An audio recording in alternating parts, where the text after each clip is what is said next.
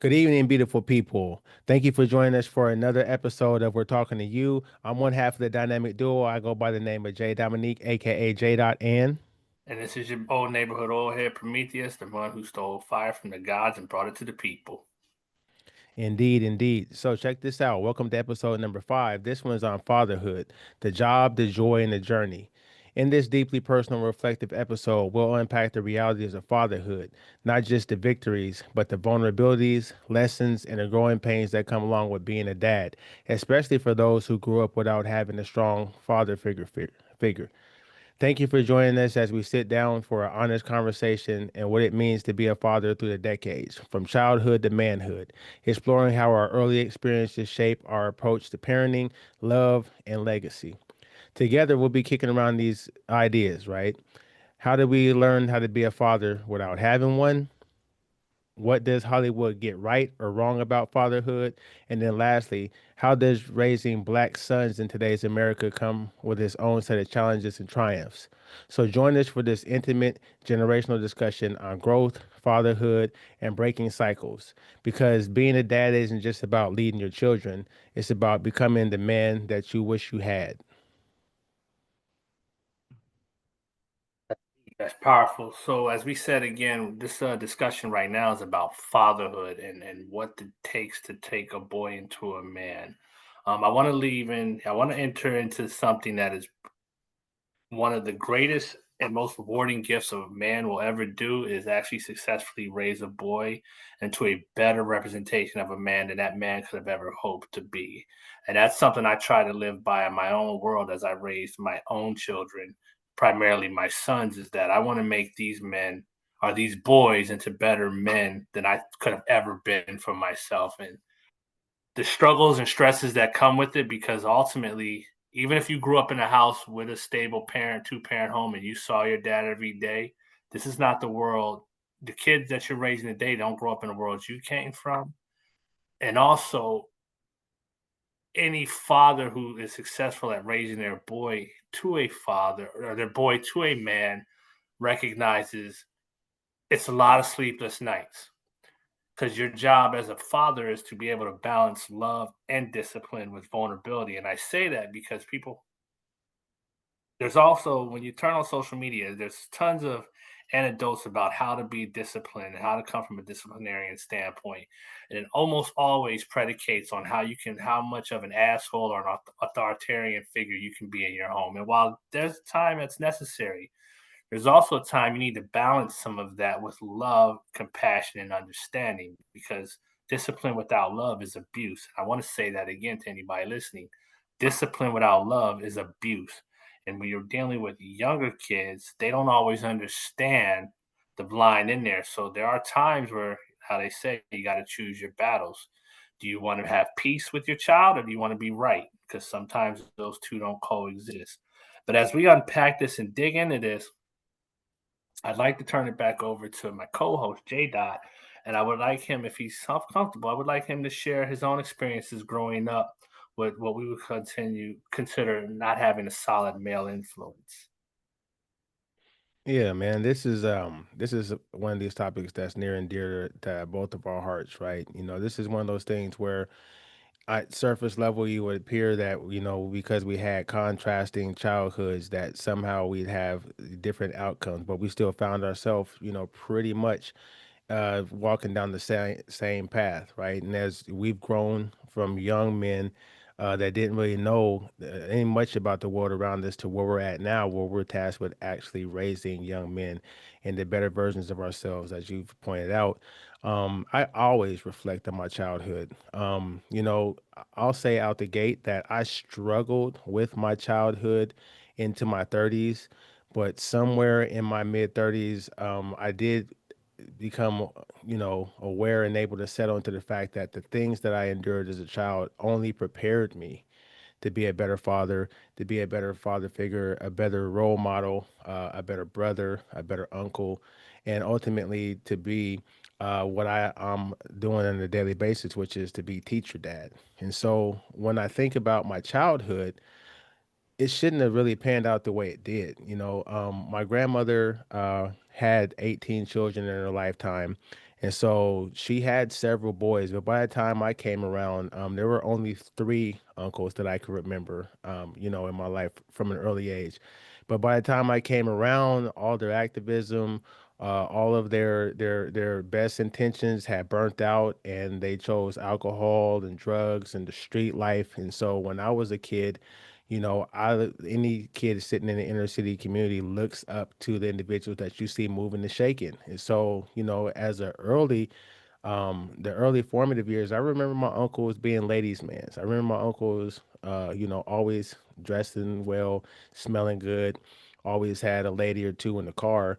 And so, naturally I gravitated to that. What I wasn't aware of was that, they had decided to walk down paths of victimizing women and to degrade women's bodies. And, the game or the isms that they said they were giving to my cousins and I, we soaked them up, and it put me down a path to where I thought that manhood was predicated on just having, beautiful women around, having a nice car. A couple of my uncles had several cars and was working on cars, and another one of my uncle, he had played bass guitar previously and had been able to go and play for not necessarily some big household names, but he had a name in the streets in my community when I was coming up. Everybody knew my Uncle Tone. And so I first looked to them from a distance because they would come and go. I was in the situation where my mother had me in and out of my grandmother's house primarily because my mother had me at 13.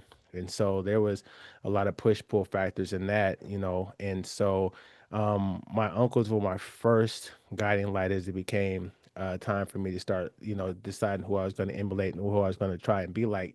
But it didn't take long before I started to see the negative sides to that, meaning the vicious cycle of abuse that women have to endure when they're in that lifestyle. And so I'll keep it PG because you never know who's really listening or watching. But, my uncles chose to go down the path of exploiting women. And so my view was immediately skewed and immediately warped, and it actually followed me well into adulthood. When my uncles weren't around, there was no one really around. It was just my cousins and I happened to be in the middle cousin status. I had an older cousin that I kind of idolized, but he went to the army, and so he left me there with my two younger cousins and my little brother. And so from the time that I was maybe 12 years old, I was tasked with like taking them around everywhere I went. My grandmother made me take them around with me everywhere I went.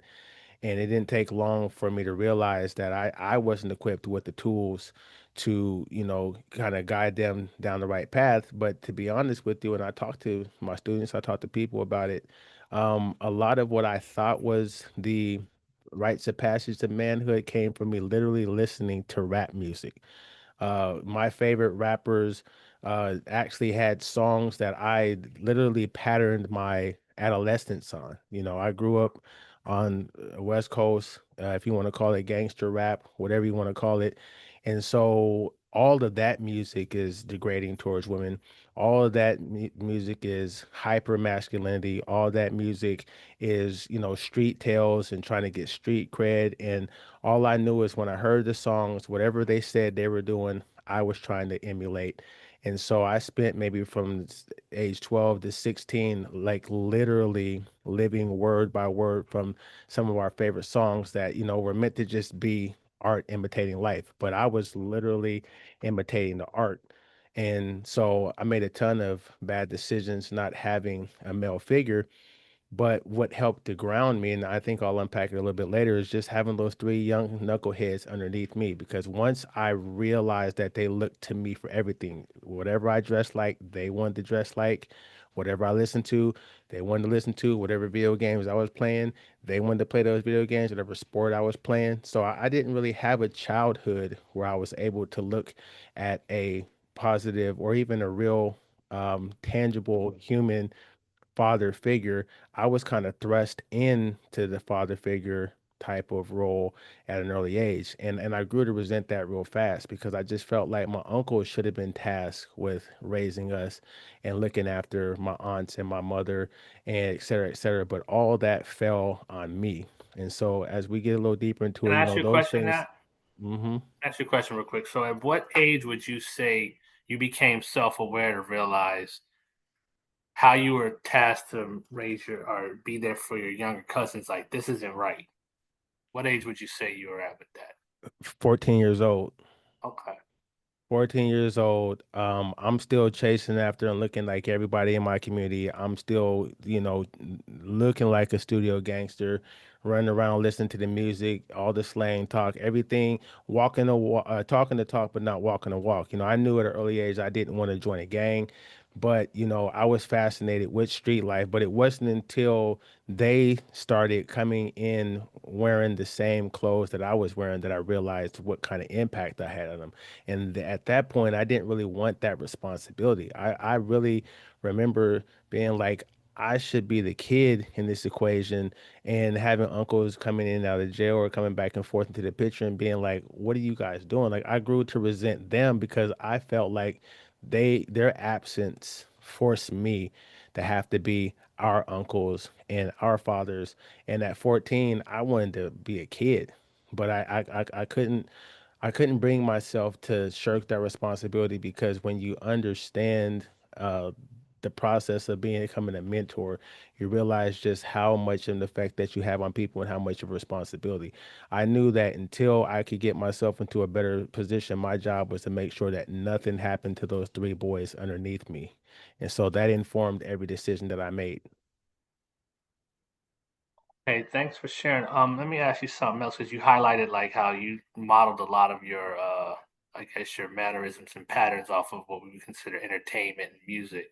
So, in your opinion, what does Hollywood and entertainment get right in its portrayal of fatherhood, and what does it get wrong? Do you think these entertainment versions of fatherhood provide a guide or promote a false reality for fatherhood, especially when it comes to raising black boys into black men? So I came along, I was born at the tail end of the 70s, but I cut my teeth and grew up as an 80s baby. And by that time, shows like Good Times had kind of like phased out into syndicated TV and Different Strokes was in and out real quick and never really paid too much attention to the Jeffersons.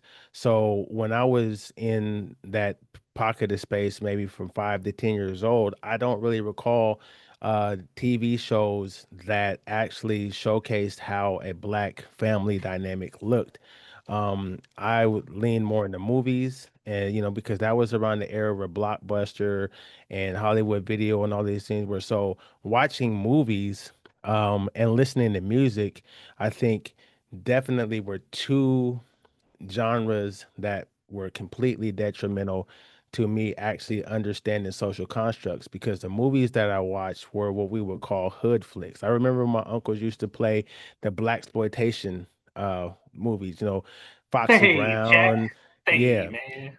And they talk like that. Say, brother, they talk like that. My And I man, remember what it is. yeah, give me 5 on the black Ken side, Joker, all that. And so I remember watching like the Mac and watching, Superfly. And again, those are very, very skewed, very, very overly hyper masculine movies that depict black males in positions of dominance and having to assert all kind of strong street knowledge and street protocols in order to survive. So again, I remember going through phases wanting to be a player and wanting to be, a pimp and a Mac and all that as a kid. And of course, that's just the thing that you dream about as a kid. I knew because of the circumstances with my mother that wasn't going to be the lifestyle for me. I got a chance to see the ugly underbelly of that super duper early. So when I was 5 to 10 years old, I didn't see us really represented in TV. So I fell again to the music side. And for those of you that know the history, you know how hip hop was actually systematically dissected and turned upside down, and gangster rap was brought in, and the messages that were placed in to the on the airways for kids my age to listen to was not something that's going to grow strong, loving young men. It was NWA type stuff. It was Too Short. It was Ice T.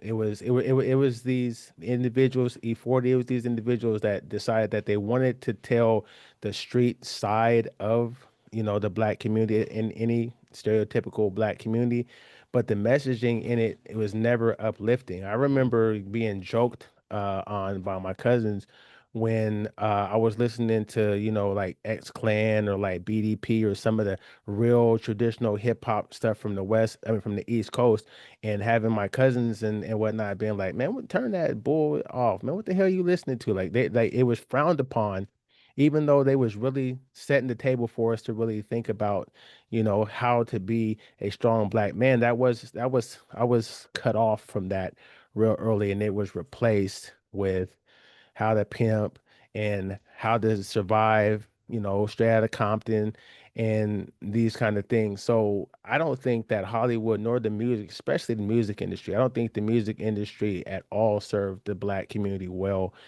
past about 87, 88. Once about say 87, 88 hit and the fun dancey type stuff and the storytelling from Biz Marquee and having Big Daddy Kane, these guys just having raw lyrics, but they're not encouraging you to go out and be incorrigible. All that stuff was replaced by colors and gang activity and selling drugs and all that. So I don't think that the music of my generation actually helped to guide young black boys into being black men.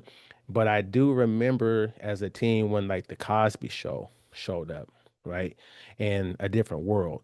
And I think those two shows especially opened up a lot of black kids' eyes to dream about being a Dr. Huxtable or, wanting to have a successful wife that's a attorney, a lawyer in the house and have kids. I like most kids would not miss an episode of Cosby, but I didn't understand how important and how impactful and how necessary a program like that was until well into my adulthood, looking back and being like, if I could have stayed watching Cosby, or if there would have been more Hollywood representations of that particular type of black imagery, I think it would have served myself for sure, and then anybody that looked like you and I a lot better. But I don't think I know that it was intentionally set for us not to receive those kind of messages.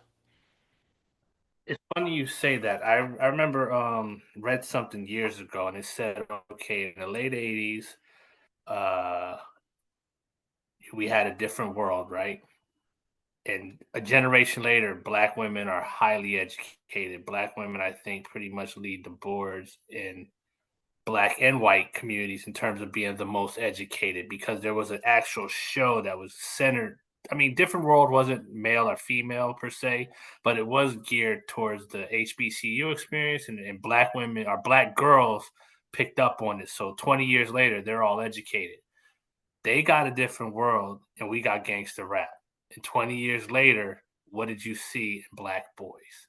They became a generation of black men who wanted to shoot up the block. So it's kind of interesting when you see the correlation. And again, we're going to talk about this. I think what was damaging it is because a lot of us lacked strong male presence in the home. We didn't get part two of that where this is fantasy and this is reality. So we fell in love with fantasy and it morphed into our reality. Whereas in other communities that had stronger male presence or stronger sense of community, there was someone to say, "Hey, all right, knock it off. That that Yeah, life that lifestyle is cute, but that ain't for everybody." I and I want think what you're saying, I don't mean to cut you off, but Go ahead. just to double back on that, what I hear you saying is that without having someone there to actually explain the experiences and to give nuance to it, it always is surface level for a person viewing.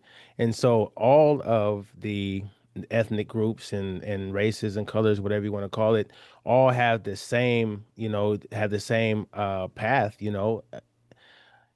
I would like to think that when movies are made about people of color, not black people, but say Native American, say Hispanic, and say Asian, that if there's a male figure there, they understand their obligation to dissect whatever it is they're letting their children consume. That, like you said, let them know, hey, no, this is just a caricature, or this is just art imitating life, or Bruce Lee was kicking ass, but this is a scripted show. You know what I'm saying? So don't think that just because you get some little Chinaman shoes on, you're gonna go out there in the neighborhood and kick ass, right? But if we don't have a person to break down those things, regardless of whatever we consume, we're only gonna have that very, very surface level understanding. And that's what's dangerous to kids that don't really have someone to help to guide them through it, right? That's what I got when I heard you saying this. I just wanted to deposit that. No, and I think there was something else I also took away. I remember when I saw Boys in the Hood at 90 in 1991. I saw a bootleg because that's what you did in the neighborhood, right? But Hmm. I always thought, even at that age, I thought there was something odd about Furious's relationship with Trey. It was almost like the little homie and not a father son dynamic. Now, at the time, I had I learned I went and developed my relationship with my dad when I was 14. So prior to that, I was in a single mother household, right? Hmm. But even then, when I saw that, I was like, that just didn't seem real to me.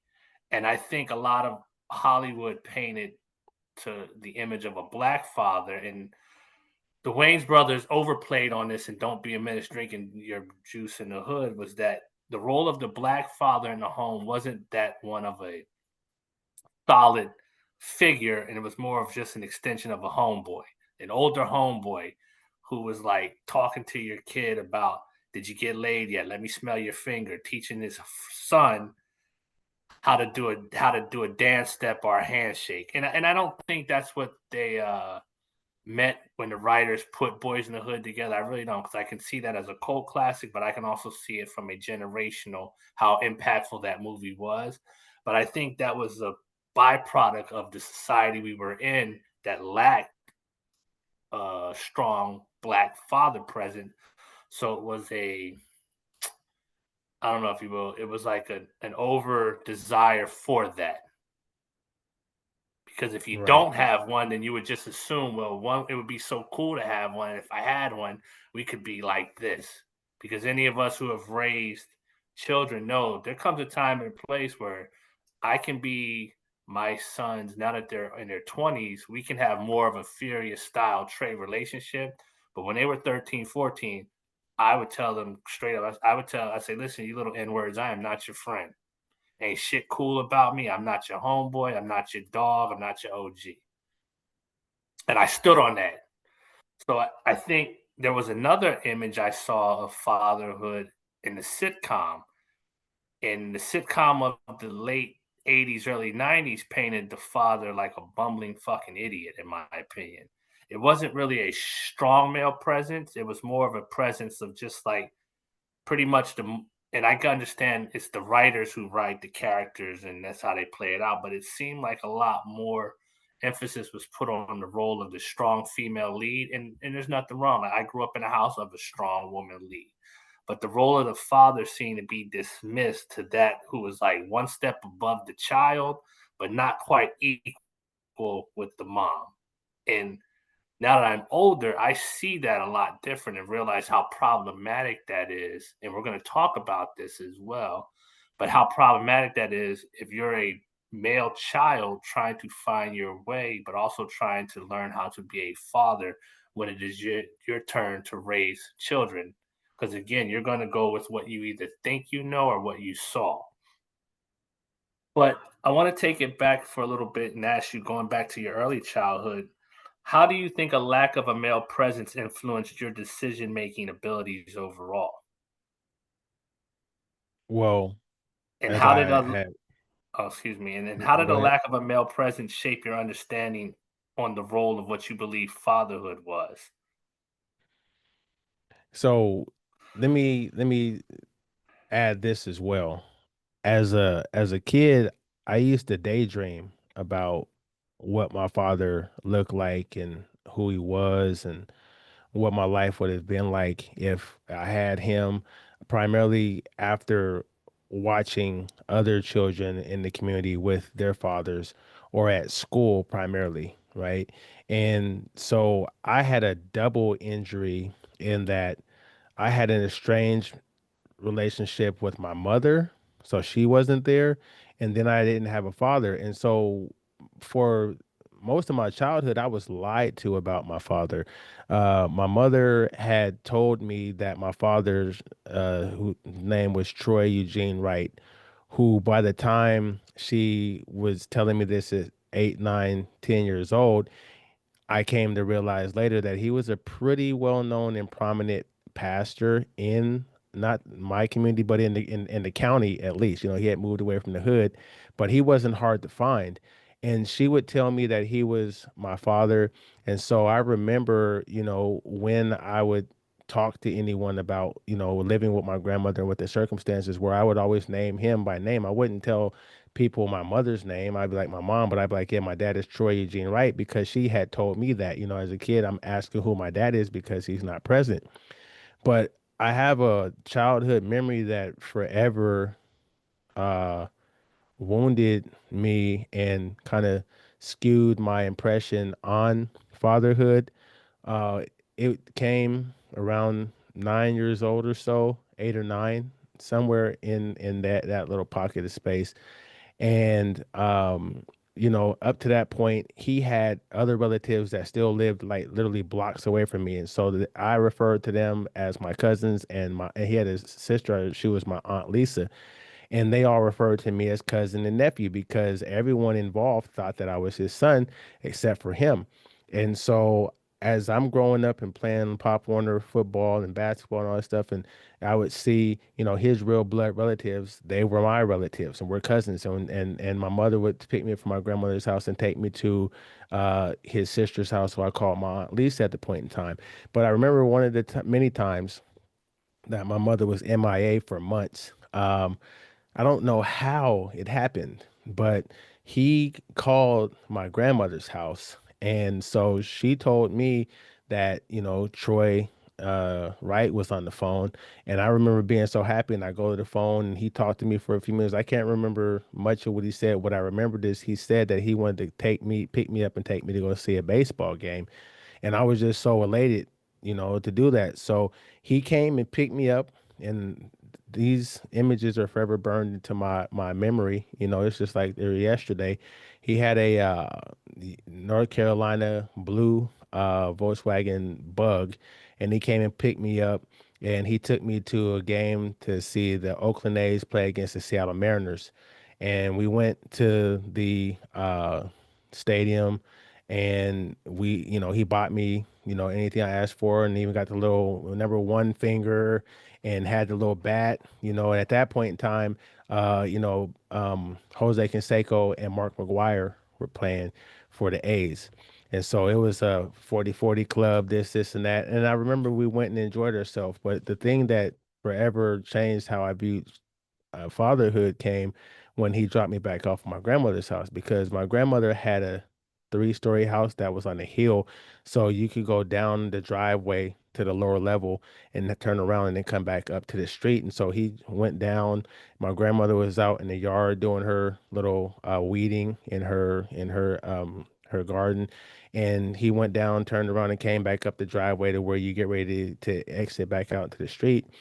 And he told me to my face, he said I'm a wonderful kid, and it was a pleasure, taking me out and all that. But he just wanted to let me know face to face that he's not my father, right? So he said it. He was like, I just want to let you know face to face, you're not my dad. I kind of wish I was your dad because you're a cool kid, but I'm not your dad. And so I probably still sat in that car maybe for 10, 15 seconds, but it felt like forever. I didn't know how to respond, and he didn't make it easy. He didn't, thankfully he didn't just like open the door and shoot me out, but I remember sitting there just trying to process it the best way I could. But then eventually getting out the door, out the car, I left the little one finger, I left the bat, I left all the stuff that he had bought for me in that front seat. And I'm coming up the little walkway, and my grandmother looks up and she waves at him, and I'm already crying at that point. And so I just run into the house and go run into the room that a cousin and I shared and just dove on the bed crying. And so when my grandmother came in, she asked me, what was wrong, and it took me a minute to gather myself. And unfortunately, my grandmother provided an environment in our house where processing feelings was not a norm. And she was very, very stoic and didn't really move around through emotions well. So she was not at all a proponent of that. And so it was always, wipe your face, stop crying, So she immediately tried to get me up out of that emotion real quick. And when I told her, like, what was a heavy set of bricks on my heart is that, Troy Eugene Wright's not my father. He told me he's not my father. She just said, don't even worry about that. Oh, who cares? And she walked out, bruh, and left me to have to deal with that by myself in that room. Right. So, And, and, you know, immediately what I start thinking is the embarrassment that's going to come when I see Simon or when I see Michael. Those were his nephews, his sisters, sons, or if I seen Lisa, I can't call them aunt and, Aunt Lisa or cousins anymore. I remember really feeling so embarrassed and humiliated at that point. But I also got angry and I didn't know I was angry. For a couple of years, it took for me to dawn on me. What really made me mad and why I was angry is that she didn't support me in that. No one was there or took the time to help me work through that. And even when I told my mom about that months and months later, they were so dismissive of it. Like they just couldn't understand how something like that could be something that I just can't offload as easy as them.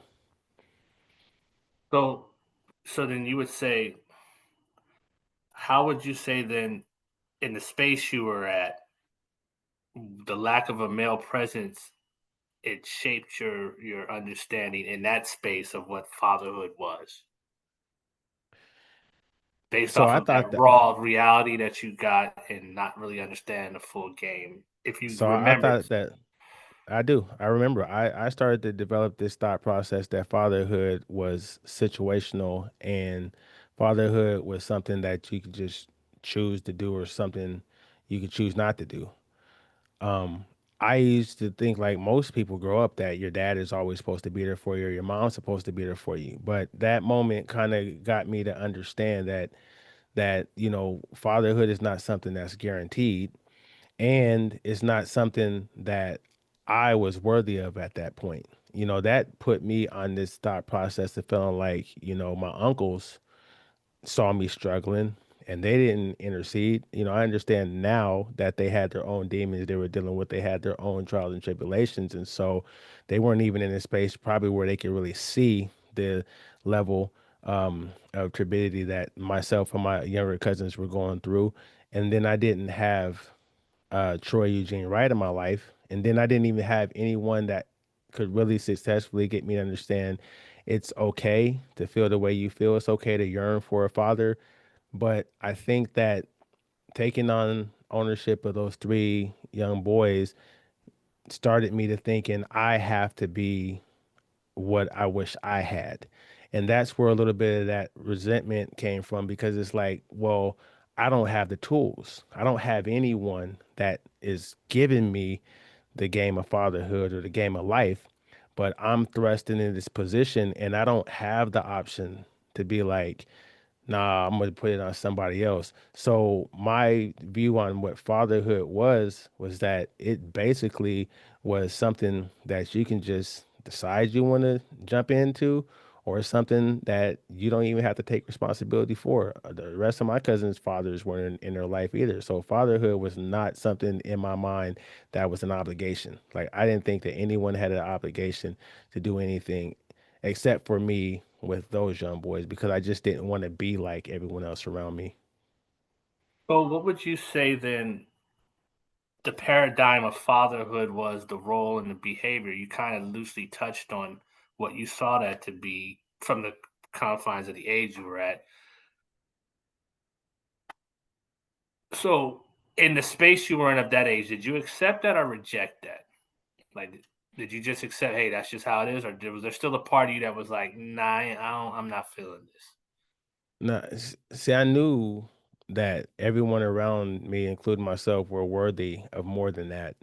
But I think in order to not have to dwell in that emotion, what I did was I just took the things, the inferences, the things that were floating around in the culture around me, and I just insulated myself from that. Like I said, there were some songs where some rappers were making songs about their experiences with being new fathers, and we joked about it offline before we got on here. Exhibit is a perfect example of being able to deposit some real life foundational kind of ideologies about a man loving his son on wax. But that's only two songs between the foundation, which you and I were talking about, and King T had paparazzi. one. King T had one too. Be a father to your child. You remember Yeah, that? yeah. Okay, yeah, yeah. So between those three, and there's probably one more that we're missing, right? There were still 300 that were the antithesis of that. That was like bitches ain't shit, but hoes and tricks, and all these other ways in which you're promoting this life of being cavalier and blasé and not even respecting a woman or not even understanding or promoting a position within the household, right? The music did not talk about the positioning of a man in the household. It talked about a Ooh. positioning of a man in the street life. And then everything else just gets whatever's left of the man. The woman gets the benefit of sitting in the car, the six fold sitting on switches. The woman gets the benefit of the dude peeling off money and paying for her nails and her hair. But there's really no real dialogue about how do you treat your woman to prop her up so that she can be a vessel for your child, and how you can Mm. be at the top of the I don't want to say food chain, at the top of the hierarchy within the household, to be able to recognize that your position is not just one of, like you said, I'm just gonna come in and just play the satirical ha ha ha, laughy laughy, jokey jokey dag that we saw. There's something that you had me think about when you were talking about that. I think another thing that was, and I don't know if it's intentional or not, but a lot of the shows that we gravitated to were comedic. They were comedies. They weren't dramas.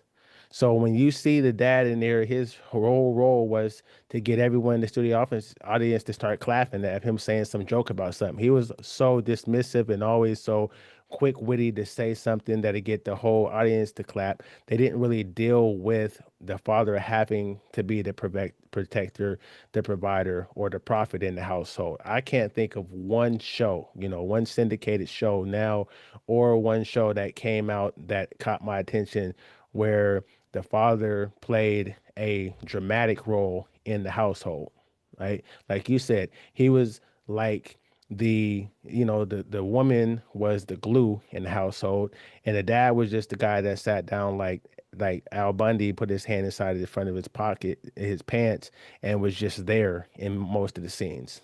And you know what's funny? I think Al Bundy probably was the most in the realm of Hollywood. That probably was the strongest father figure generationally we had from the shows. Because okay, when the Cosby Show came out, what was that, like 83? So we'd have been like 5 years old. So we would have still been too young to really recognize what we saw.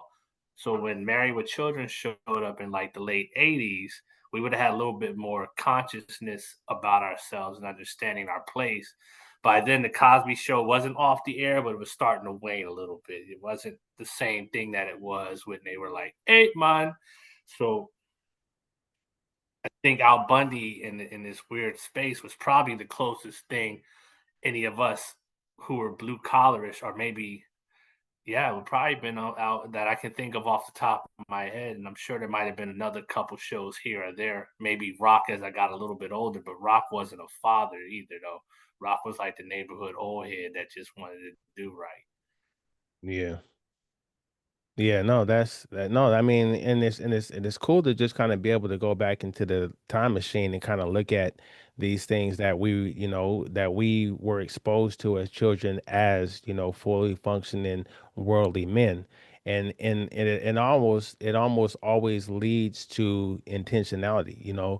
Obviously there was some creative license and trying to create shows that could garner our audience and all that good stuff. But I'm a firm believer that when things are put in major mainstream veins, they are meant to either persuade or dissuade. There's no in between.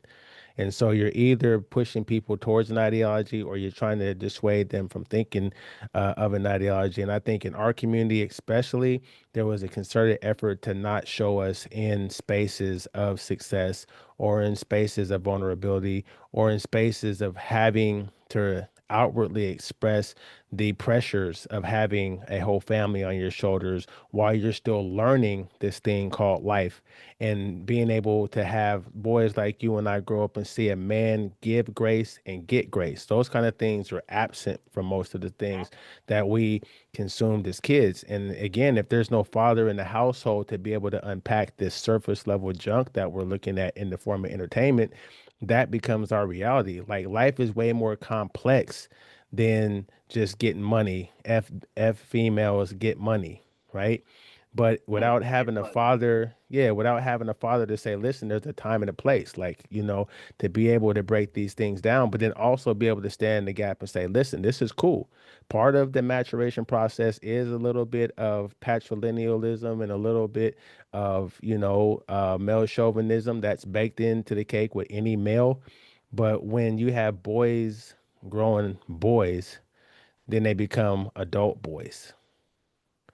And I think that I was an absolute product of that cycle, even though at every step of the way I tried my best to be for my boys what I wish I would have had for myself. Let me ask you a question and say, man, so we're moving it up a little bit now. When you got to be in your teenage world, right? If you had a Hmm. proper male presence, do you think it would have influenced your decision to do something different with your life? Like where you sit now today, let's just say hypothetically you had, do you think it would have still all roads lead to Rome with you? Or you think it may have taken you maybe because I remember when you were younger, you're pretty nice basketball. You think you might have been in the league or have pursued that if you had like a father to take you outside every day, get you up 6 in the morning, make you run on the court before school, chuck a ball with you in the front. This is Well, all see, I had, hypothetical. We're just talking. yeah, yeah. I mean, and don't get me wrong, I had elements of that sprinkled into my teenage years. I would say emphatically that my life would definitely have been on a different course if I would have had someone to look up to that was, that was willing to take ownership over looking over me and doing right by me, but then also challenging and pushing me to become a better version of myself. And I can say that with a great deal of certainty because of all of the young people that I have impacted.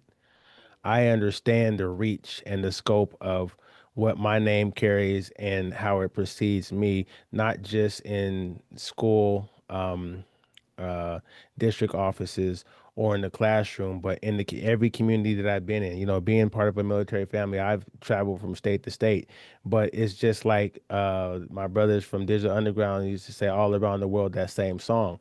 Everywhere I've went, I've been able to become face to face with how much of an impact, whether good or bad, I have influencing young people just based on the fact that everyone gets to a space when they're looking to someone else to decide how they're going to see themselves and what they're going to chase after in life. And I've had the pleasure and the privilege of turning around and the lives, literally turning around the lives, especially when I had my basketball program of dozens of young men. That's one of my um, crowning achievements is that I know for a fact, and I've had parents, single parent moms that brought their sons to me that their fathers have passed away and they couldn't do anything with them.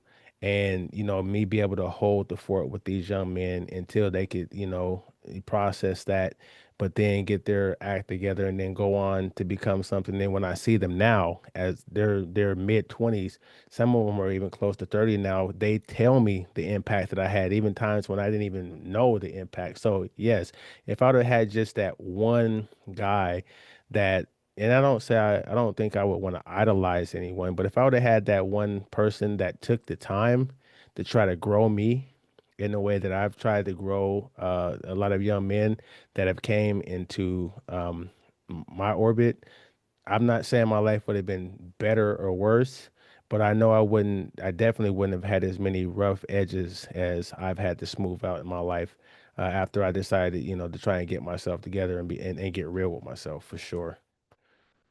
Oh man, let me ask you a question a little bit more, I guess, intimate to yourself.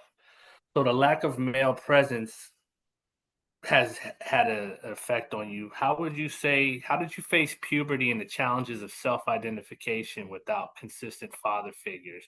How did the lack of a consistent father figure affect you in your relationships? Maybe your view on sex, births, and abuse, and like as you moved through high school, were you an angry kid? Were you hyper masculine? Were you soft? How did you express your emotions winning and losing? Or how were you taught So to, I guess? I was taught like most boys, I was taught by other boys. And so Oh, we developed our own thought processes of what it meant to be a man, which can take place on any elementary or any middle school playground. It starts with fighting a lot, social Darwinism, seeing who's the toughest kid in the neighborhood and in the school and on the team. It comes in the form of once you get to that age around seventh grade where you start to really notice girls. You come out of being that musty, funky sixth grader that doesn't even care about hair hygiene or any of those things. You start realizing, hey, man, my job is to go out and try to get females. And, so I went through a phase where, the guys that I hung around with, we got into this game of trying to get numbers from females. The music again weaponized my ideologies about women, and I didn't value women at all. One, because my mother was in and out of the street life and in and out of prostitution and allowed me to see some of those things along with my uncles. Excuse me. And so as I'm starting to formulate this idea of what a man is, the music told me that you had to be a G. So I fought a lot and I thought that's what men did. The music told me that you need to have as many girls as you can because that's a true sign of manhood. So I objectified little girls.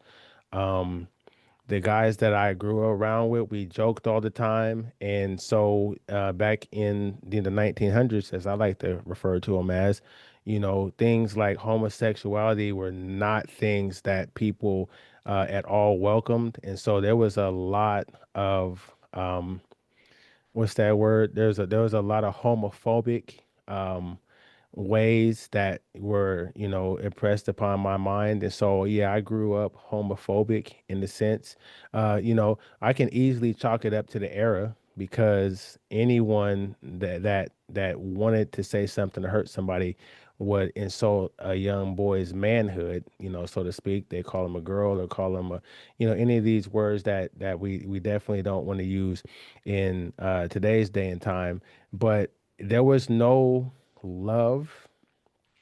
There was no fraternity really specified in my upbringing. There was no connection that fatherhood or malehood should come with intelligence and with wisdom.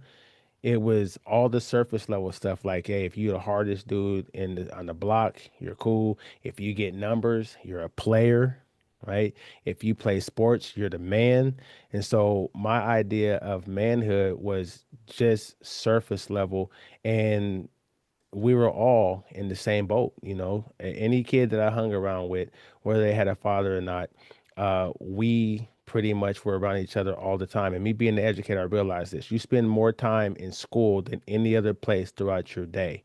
And so if you're in an environment where the kids are teaching other kids things and there's no real adult supervision or interjection in there, then you're going to get very juvenile things. So I was a very um, chauvinistic kid. I was also an angry kid because simultaneously I was frustrated with not having my mother in my life. I was frustrated with my placement within my family and knowing that there's these things that are wrong in our family dynamic, but no one wants to talk to me about it because, I grew up under that old, kids be kids when grown folks is talking, shut your mouth. So I was never really able to voice how I really felt in my household, feeling invisible in many cases, feeling um, as if how I felt didn't matter.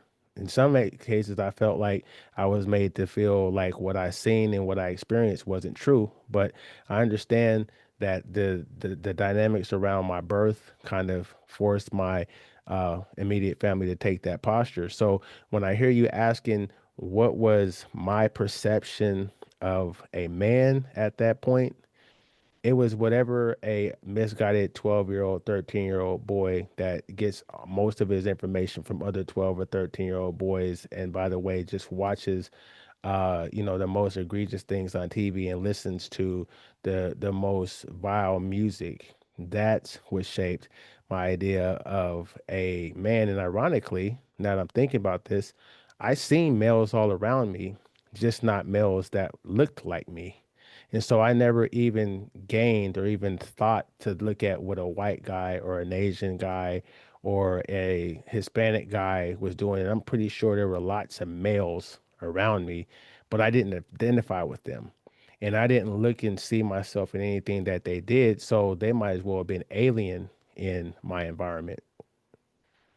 It's interesting you said that, and I got to thinking about something when you talked about how we said like the games we played were like personifications of what we thought manhood was. And generationally speaking, like you grew up on the West Coast, I grew up on the East Coast, but we all know about slap boxing, right? I noticed now, know, yeah, right. But I noticed now, I don't know if you noticed, my sons. I don't think they did, and if they did slap box, they didn't talk about it like we used to. And I think because my sons had fathers in the home, they didn't have to prove their manhood out in the street because they knew who they were and they knew who their place was, and they didn't have to feel like the way I'm gonna let you know who I is how how quick I can tap your jaw because we all know the posturing of slap boxing wasn't really because there were times it would go serious and get serious. And for the most part, it was just to establish like pecking order and hierarchy because a Yeah. lot of us we didn't come from a space where because part of like I saw, and this is just me having my kids, my sons having a man in the house, they understood the healthy fear and healthy respect of another man. So they recognized their place in things, not because I like walked around and told them their place, but it was just a presence. So when they go out in the world, they don't have to jockey for position because they know their position. And I just thought that was odd. And I didn't even catch that till you were talking about some of the games you played and how it progressed forward. Because I And mean, let's add one more thing. I'm gonna go Go ahead. off topic real quick because we were young 20-year-olds in the military. Quickest way to establish a hierarchy was like, all right, let's fight in the face. Pop, pop, pop, pop. Yeah. Yeah, that's learned behavior, and you would assume that the military is romanticized. You know this, I know this. People think that the moment you come out of boot camp, you're a lean, mean, killing machine, and They so that what I'm powerful. saying. Yeah, whatever version of yourself you brought with you, you also put it in your sea bag when you left basic training, and you took it wherever you went. I can definitely, looking back, recognize that I don't even think that I even use the term father because I think there has to be a father present for that word to be introduced to a kid. You know what I mean? If a woman is going to tell a young boy that this is the person that they cohabitated with and they had you, they be like, oh, your dad. But you and I both know a father is a little different lane, and you've never heard somebody say, oh, that's my baby father. They be like, my baby daddy, right? So daddy doesn't have as much of a distinguished role and pronounced role, and I don't think that daddy is as elevated as father is. And so I'm listening to you, and I don't think that as a kid I even used the word father. That wasn't, because I feel like there has to be something there for you to be like, this is a father.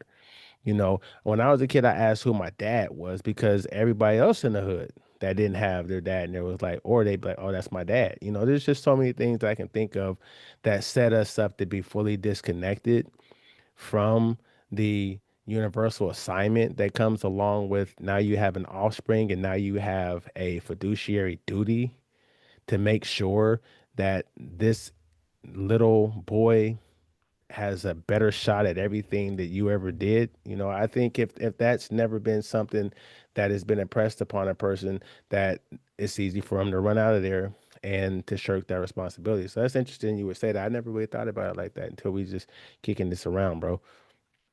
It is. We still learning. So let's move a little bit forward to me take you to like your 20s, like early 20s to mid 20s to your 30s, right? To the ability you're comfortable sharing.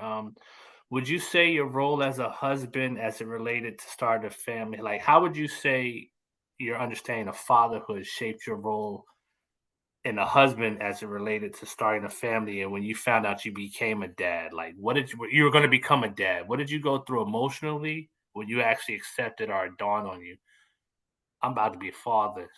Like how how did that hit? Knowing how you came from, what you felt like you lacked, or even if you didn't know at the time you were lacking, but now you realize, okay, hey, I got 9 months to figure this out. So I'm gonna say this first to set the tone, and this is my reality.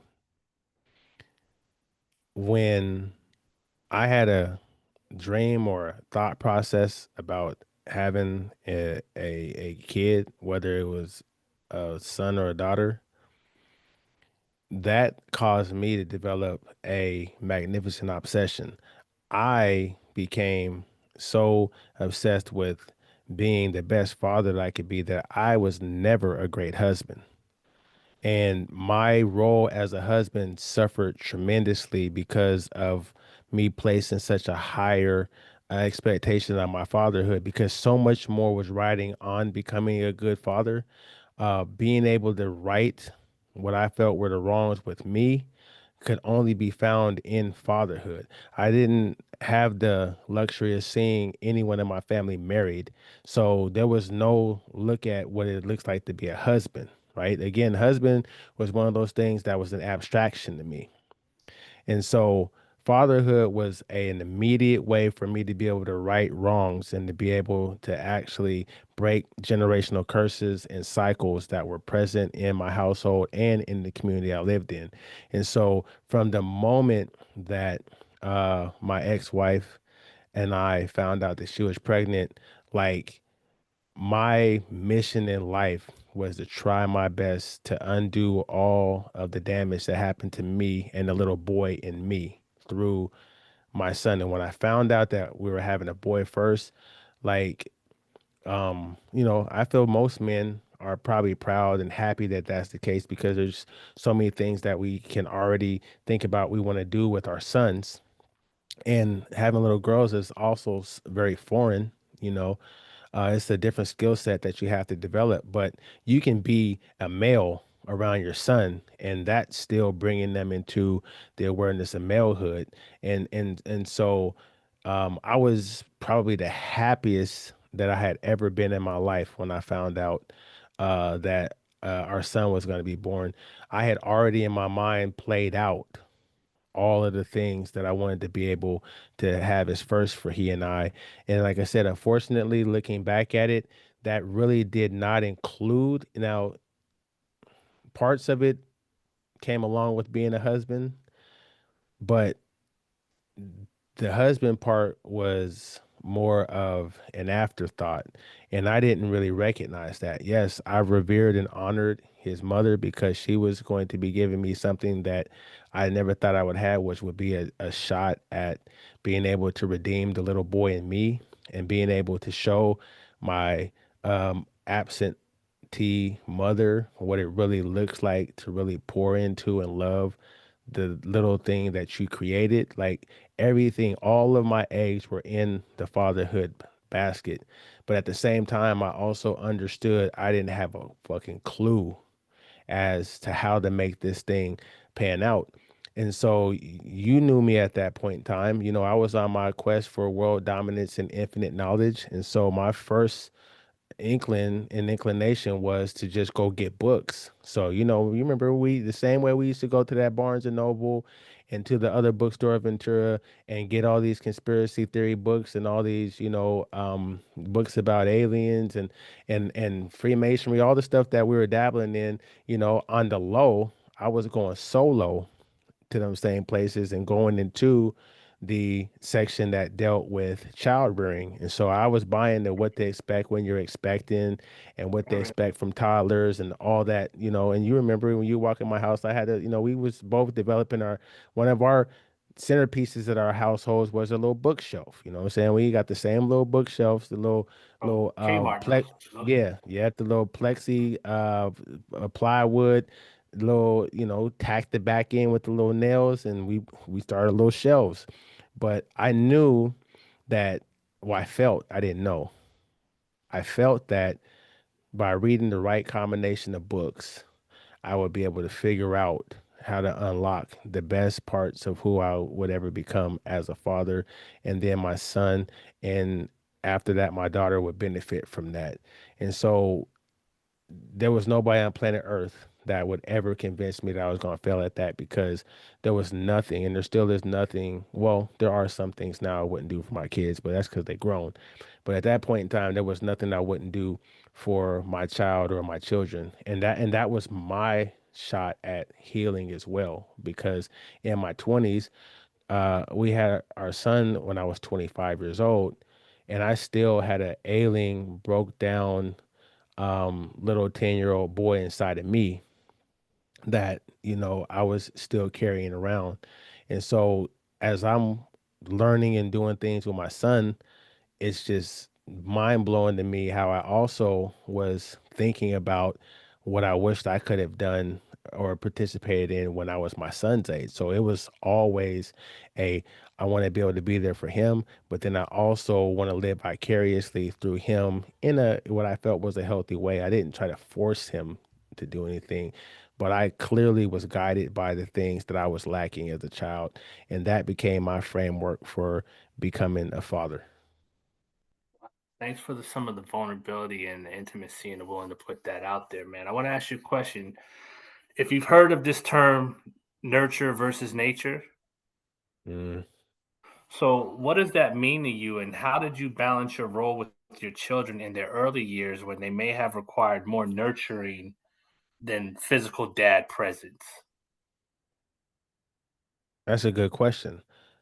So, one of the things that was a, um, how should I say, one of the things that was a disappointing aspect of uh, child rearing and parenting, my children's mother and I had decided that we could defy the odds and we could take on the world and we could be and shape this world around us into anything we wanted it to be.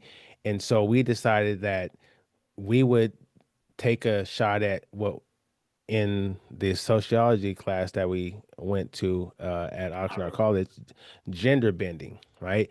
I went Remember, from being a, what was it? We yeah, were philosophy 107 or sociology 104, gender roles and assignment.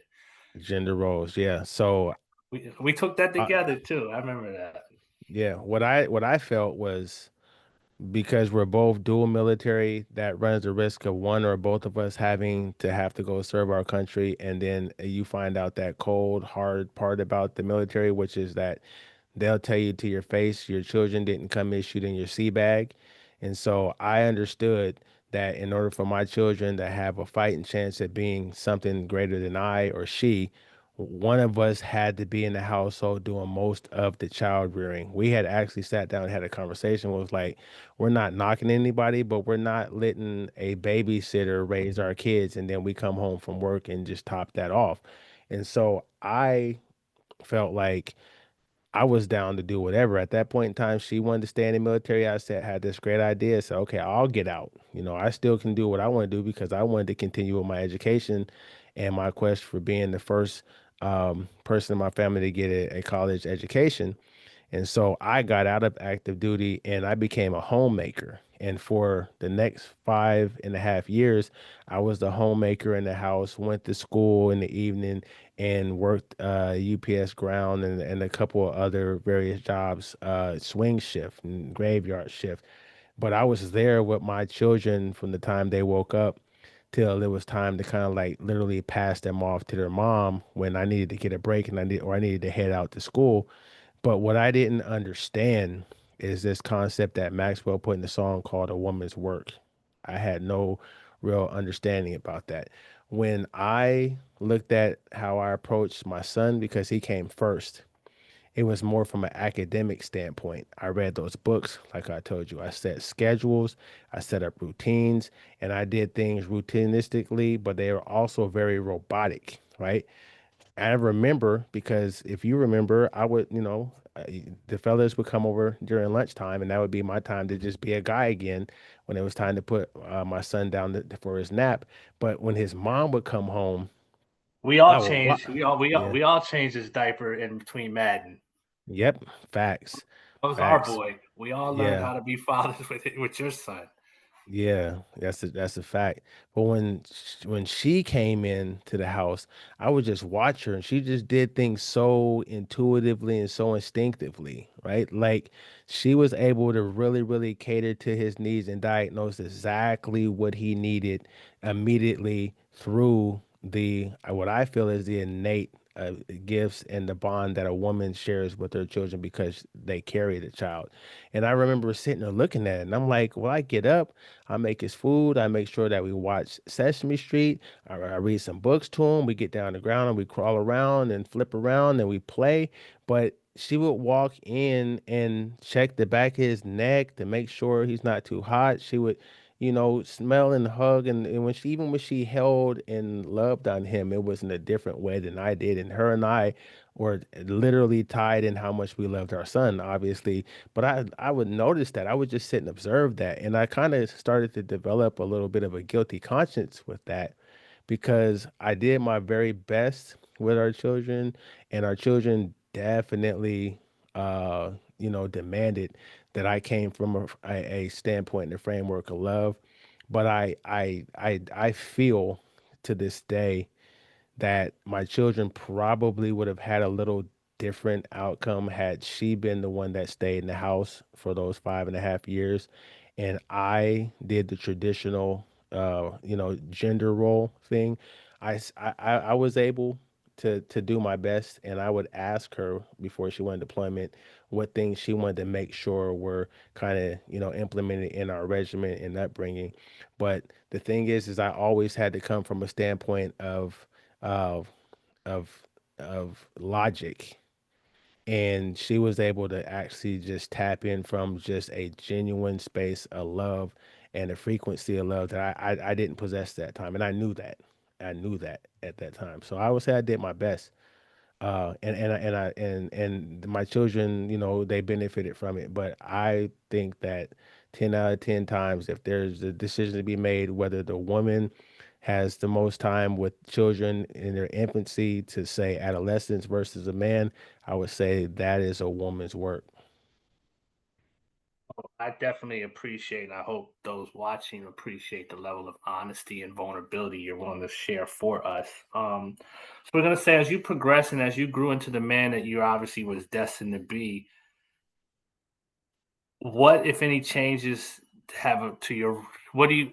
What are any changes you believe that may have changed in what you thought to now as your role as a father, especially in the concept of 25 to 35? Based off of whatever you thought the ideal of fatherhood was, and now that you're actually doing fatherhood, were there any changes? And if not, or if so, great. And then how did you handle the balancing of requirements between school, provider, and fatherhood? What worked, and what would you do if you could do a reset real quick and do over? I mean, you highlight a little bit with some of the traditional roles, but in terms of just the growth for yourself, because you are also a full-time student. Mm.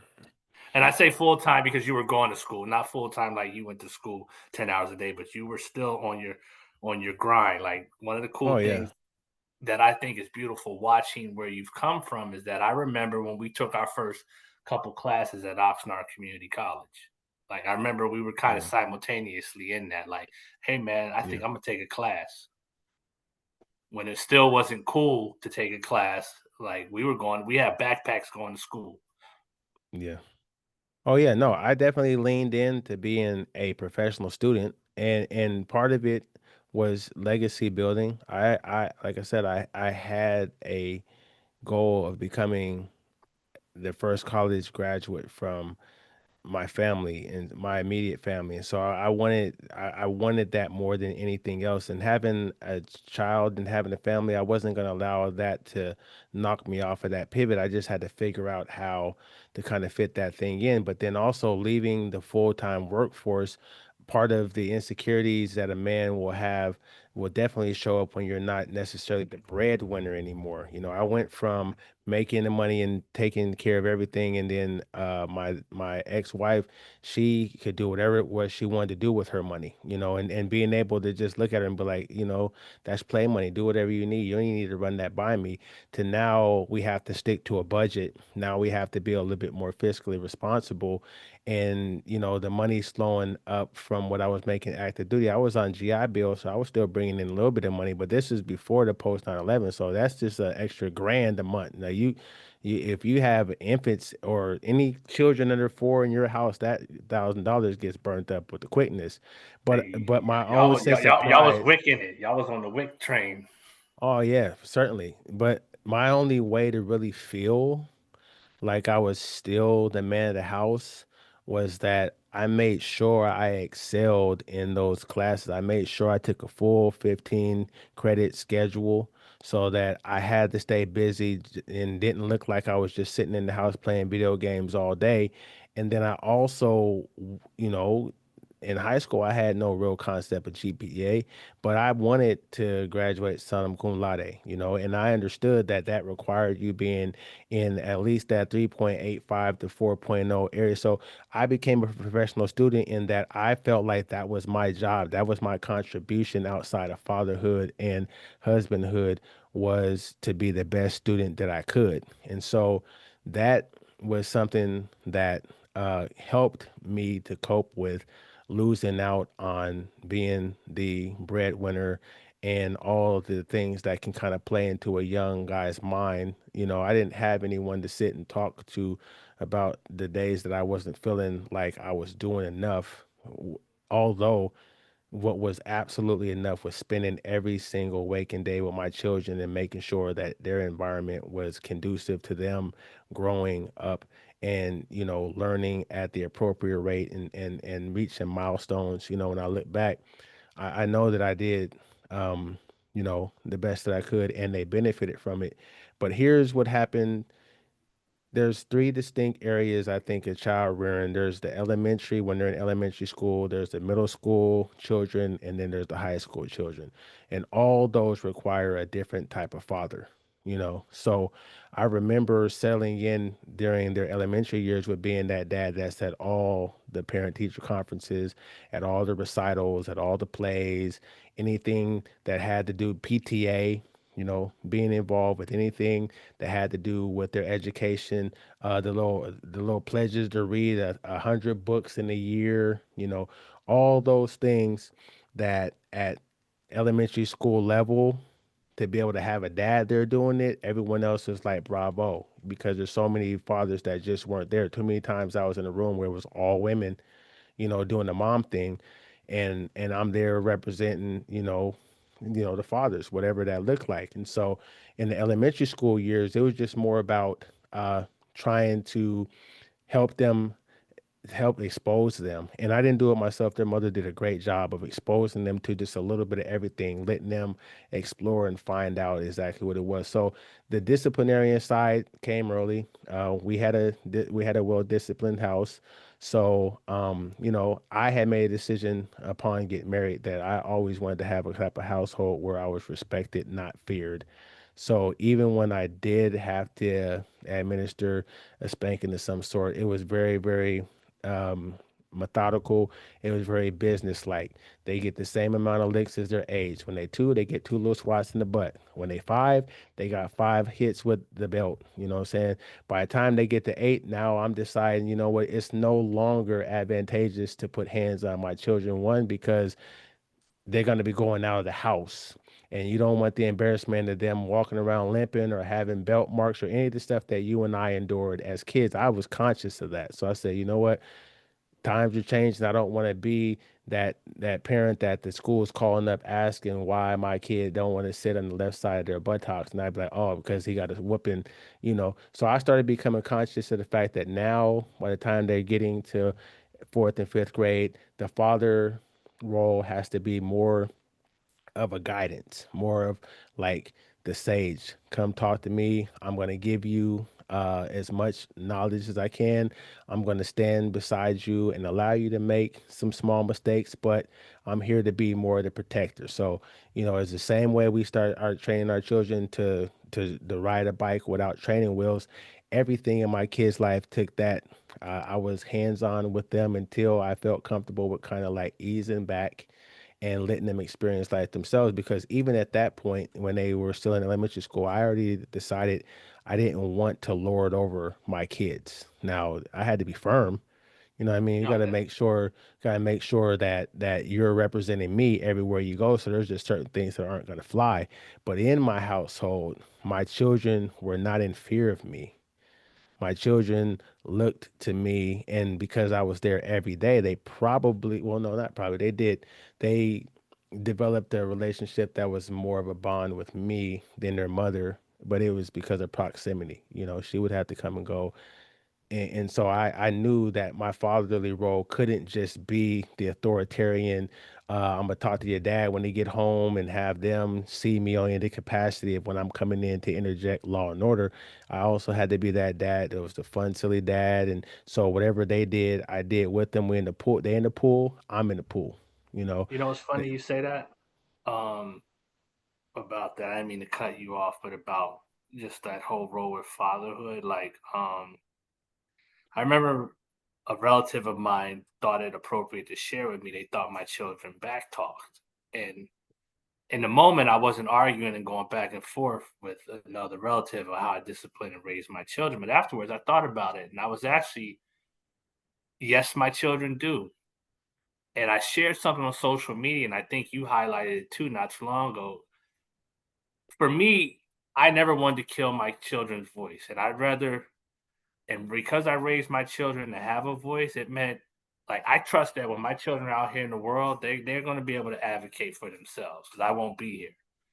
But that means you're gonna have a mouthy ass, wise ass 15-year-old. You're gonna have a little lawyer for a 14-year-old that's gonna try to pull everything apart. And I was very conscious that I didn't want to crush their little spirits. Now, there were times I had to say, hey, this is the part where you listen and don't talk. Because as a father, your job is to raise little people into adults. But I like the Mhm. fact that with my kids, they my kids have to seek out a story to try to fit in about getting knocked upside the head, right? Yeah. Hmm. Now, because I wrestled with my boys, they know the strength I have because, yeah, we've gotten in the floor and I had to like Boston crab them and let them know, hey, this ain't what you want. Hey, Hmm. but it was organized play. But You whereas, using a wrestling, using a we, wrestling with them. hey, hey, I had to be I had to be Bret Hart, put him in the sharpshooter and let him know. Right? Yeah, Yeah. Hey. yeah, yeah. But I think that's valid. But so I thought that was a great point you put that, there's a balance that came in this. I want to move this forward a little bit and say, okay, so as the babies move into preteens and they're not so baby anymore, your segue is that the different like when you parent them as children, little Mhm. people, and so on. Um, in the vein of parenting preteens, could you share to the extent you're comfortable sharing the interactions with your son that were determined that were based off of how you didn't have like any of the losses that you didn't have dealing with a boy that was a preteen now and requires a certain amount of firm discipline, but also still requires some love. Yeah, so what I had that was an absolute benefit to me and a saving grace to my son is that he had a mother in his household. Ooh, Because by the time he gets to sixth, seventh, eighth grade, my thought process is that I'm going to prepare you to understand how to navigate through all things malehood. At that point in time, I had been around the world and had been in so many different contexts and understood that there's two versions of the world that a young boy is going to be in. He's going to be in a world that's exclusively around guys. That's going to be different, dramatically different than in the world where he's sharing it with another woman or girls in the space, right? And so, what I wanted to do without spoiling the cart was to get him to understand that men get together and there is social Darwinism that takes place in meeting. There is a jockeying for power that takes place that a woman might be able to imagine, but cannot really understand.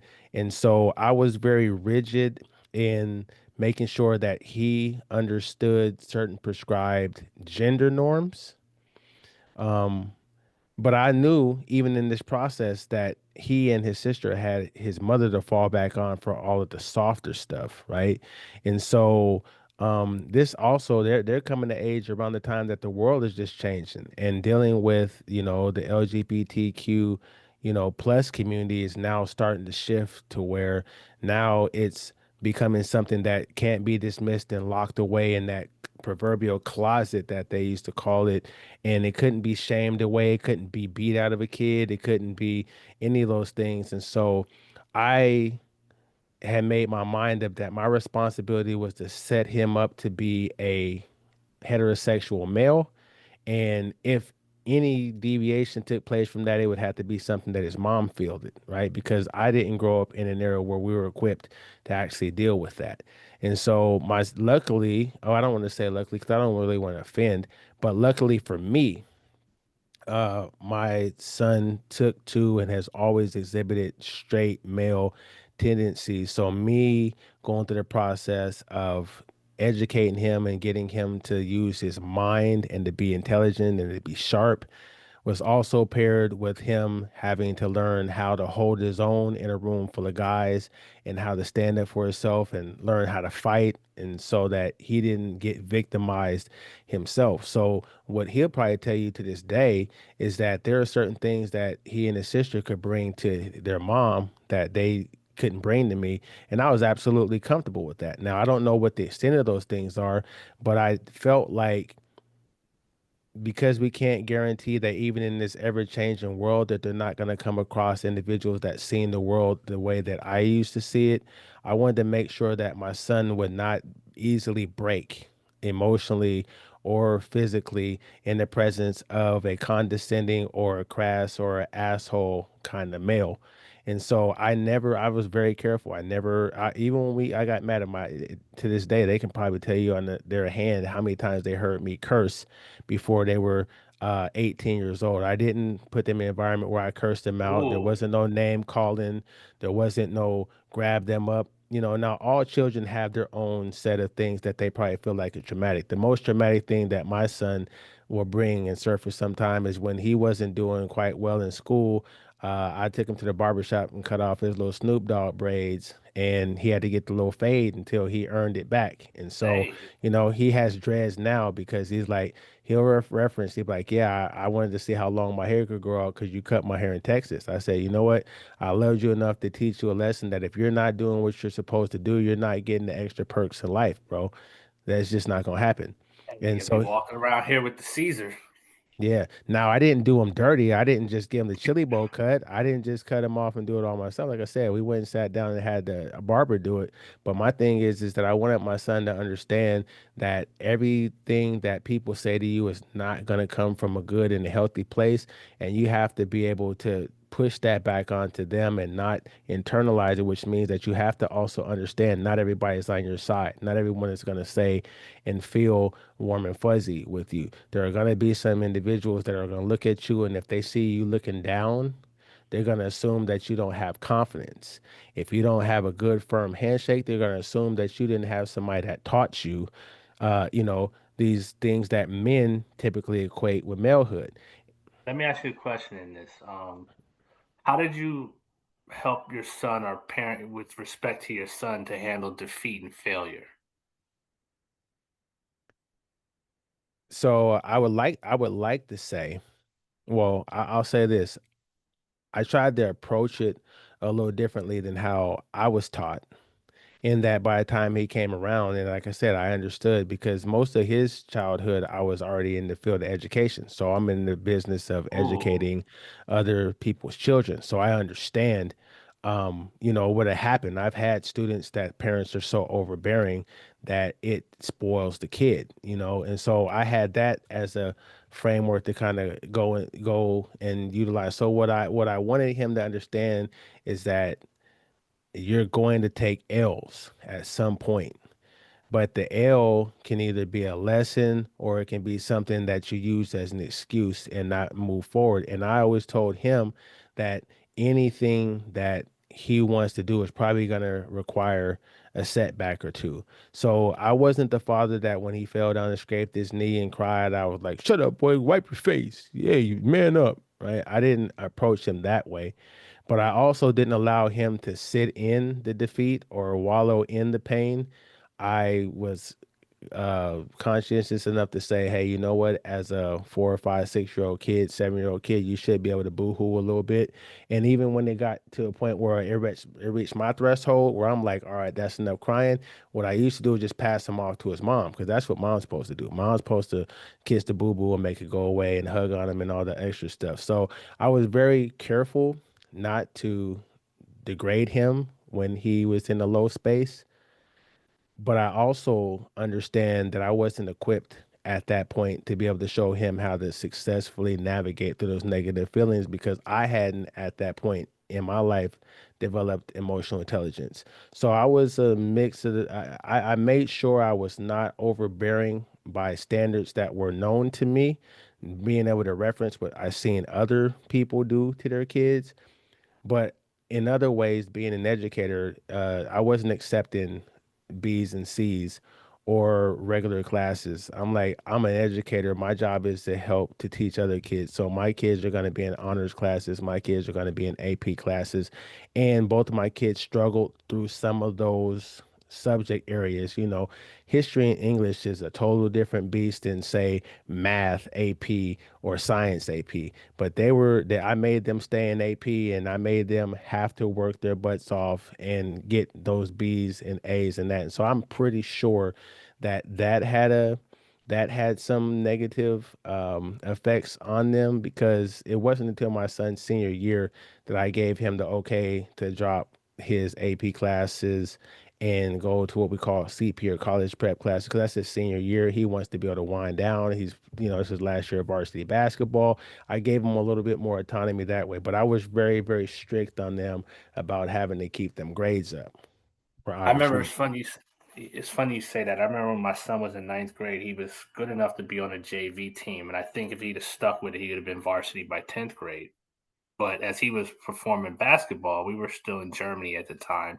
So he's playing for the DOD schools. So they traveled a lot more. They would go play schools in like Belgium or Spain. So that would be almost like how a college would do. Like he would leave on a Wednesday night for a game Friday morning and come back Monday. So you got to catch up. So anyway, he was in honors in English and it was slipping. So I went to the class and was talking to because I always told my sons or my kids if you're working your hardest and the best you got is a DC, there's no harm, no foul. Then we're gonna rep that DC, and I'm gonna be your biggest cheerleader. But if you've been bullshitting and you tell me the day before grades come out you're struggling, I don't buy it. So I remember having a conversation with his teacher about. I asked, I said, "Do you think the lesson is hard for him because it's hard for him, or it's a lack of focus and effort on his part?" And she said, "A lack of focus and effort on his part." And I said, "Okay, well, as a parent, I can handle that." And she said, "But I don't think maybe he should be in honors English next year because basketball is consuming him." So I said to this lady, I said, how many black kids are in your honors English class? She said two, my son and then one other person. I said, how many black kids are on the basketball team? So do you think as a father, I'm going to take my child down a level in English? And I was really and this was the thing where my wife at the time was like tapping me on my shoulder because I was about to turn this into like a God's not dead moment in class. Like I was ready to take the whole DOD school board on. I was like, so you expect me to tell my black son it's okay for him to give up on and come down English because we've ascertained it wasn't hard for him. It's just a lack of effort. So he can focus on basketball on a whole squad that got nothing but black kids. So I said that to say that I support and recognize what you were saying as a parent. Like, hey, grades is grades, and I think all my sons they got threatened with losing their hair too if the grades didn't look a certain way. So I think that's one of those things where you say having a father in a home looks different Yeah. because when I shared that with my mother, the grandmother, she thought I was overreacting, and I was like, man, this little N word will play no sports Right. and go to school with his shirt tucked in and a pocket protector before I got the coolest looking kid in Jordans and earrings. Yeah.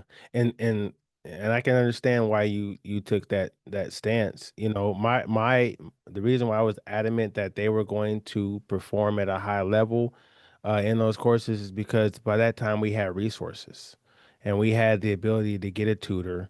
We had the ability to shut everything else down and focus on that because at that point in time I understood that there's certain doors that aren't open to students that just are in regular college prep classes and have Yeah, even if they have an A plus.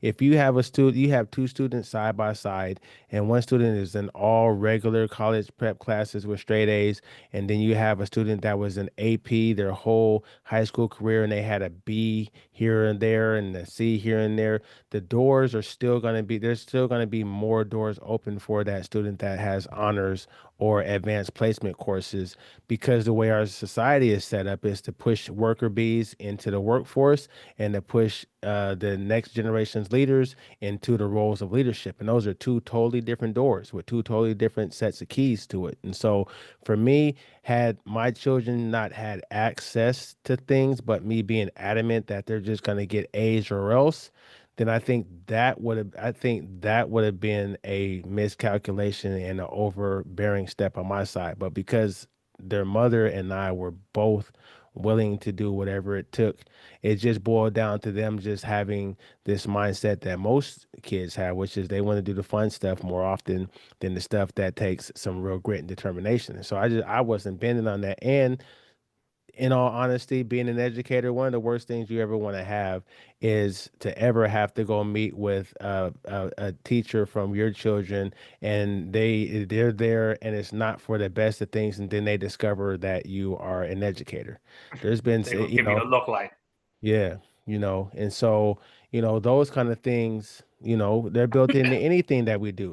When I was a kid, man, I don't know if you had it over on your side of the land, but you couldn't walk out of the house with any of the older women in my house with ashy legs. And they're like, oh, get in there and get you some what's it's petroleum jelly, but what's it called? that Queen Vaseline, Helene. the Vaseline. They're like, go get that Vaseline and get them legs and get your face, right? And that We and had that the was just we had the cheapest thing. You ever had this cheap ass cocoa butters called Queen Helene? That oh, that shit shit was was water. That was it, water. it It come was in the yeah. thing like it's Yeah. like Yeah, so I mean, yes, yeah. So I say it to say everyone has a set of expectations of how you want your children to represent you.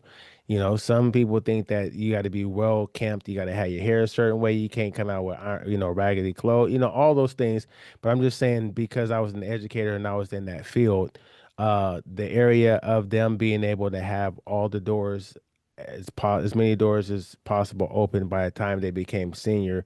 I felt it was my responsibility as an educator, but also my responsibility as the father, excuse me, in the household to make sure that I was consistent with them on that.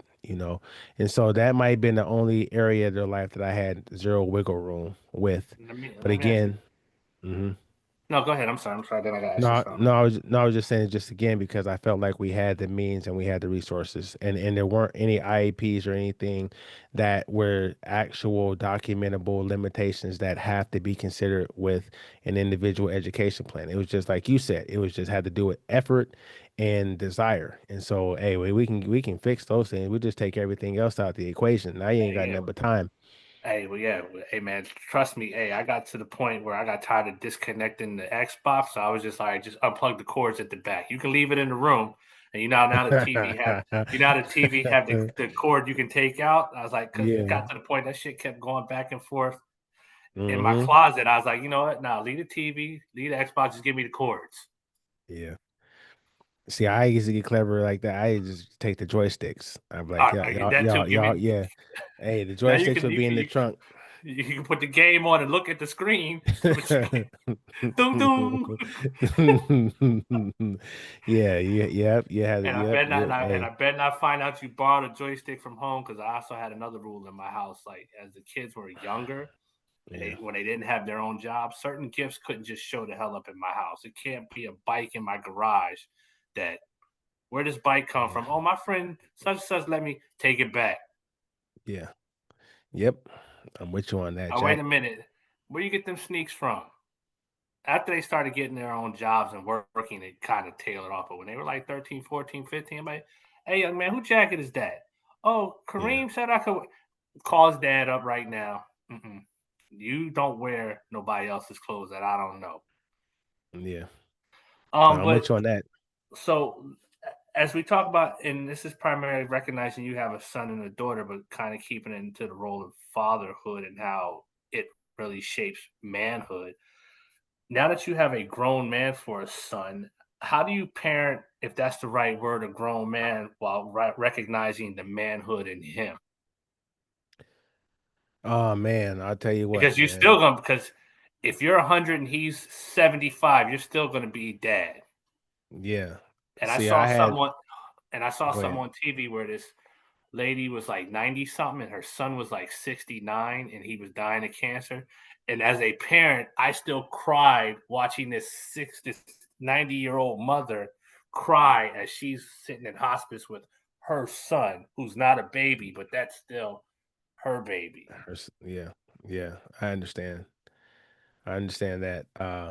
I had rosy, like super rosy colored glasses on, bro. Um, because of the era that we in the generation we grew up in. I remember when I was 18, my grandmother told me, you know, like immediately, my diploma probably hadn't been in the mail from the school. I had graduated and went through the ceremony, but you know, they give you the little case that you put the diploma in, but the diploma come in the mail. I remember my grandmother told me at 18, she was like, okay, so school's over. You need to get a job. And it wasn't no either get a job or go to school. She was like, you need to get a job because again, no one else in her household had went to college. That just wasn't even anything that was an option at that point. And she didn't know. You know, when I was living with my grandmother, she had reached the retirement age, so she had raised her kids off whether they failed or not. And so, you know, all the chips were riding on me. But that led me to believe that at 18, my son was going to be able to just stand up on his own 2 feet and you know just conduct itself like a upstanding young adult, and all of that came to a screeching halt. What I tell people all the time, this is the analogy I use now. When a baby is born and someone asks you how old is the baby, if it's less than 2 years, you're going to hear months. It'd be 2 months, 4 months, 8 months, 18 months, you know, but it's still in months. What I've deduced is that when a young man in particular becomes 18 years old, he turns into 0 months as an adult. And so now we got to shift into a whole different kind of parenting bag, you know, because we assume, and I know this as an educator, you assume because years are clocked on planet Earth, 365 days, that because they're 16, they should know this by now. Because they're 17, they should know this by now. Because they're 18, they should know this by now. But we never really sit and take stock in how many things we have to do in this thing called adulting that we probably just had to stumble our way through and become victims of predatory lending and being super green in some area, in some vein in life, and then you have to And these learn the hard kids way. weren't and they didn't grow up like us. They didn't struggle, like, they didn't get calloused a certain way. Like I told you in Yeah, another conversation, I don't think my kids have really ever been jumped, and I know if they've been in a fight, it was more of a shoving match. yeah, By the yeah. time I had And high school, I knew people say, "Well, how do you know you can fight?" Because I'm like, "'Cause I had my ass whipped enough." Like, facts. Hey, they ain't never had nobody put a stick on their shoulder and be like, knock this stick off my shoulder. You know what I'm saying? or they Yeah, never got so snuck. They never got just walking down minding their business and just yeah, that's a fact. But in all honesty, I started my son down the path of financial literacy when he turned 16. Around the same time as, learning how to drive and all these other like milestone things that you have as you're starting to get closer to 18. And even when we turn 18, having, being there to explain to him how to go ahead and sign up for the selective service, for the draft and how to register to vote. I already had a whole checklist of things that, his first bank account with a savings and a checking and getting the secured credit card first, where you got to put some money down for everything that I thought I had put in his pathway those last 2 years of adolescence, 16 through 18. When he turned 18, what occurred to me is that all these things that I take for granted, like simple things like how do you how do you follow up a phone call after you've applied for a job? And you understand, and I understand as an adult, you give them a little grace period of a couple of days, but then you want to follow up yourself to show that whoever it is that's the hiring manager that you're serious about the job. Or when you miss a call for your appointment of some sort, how it's your responsibility to get back on the phone and call back and try to reschedule stuff.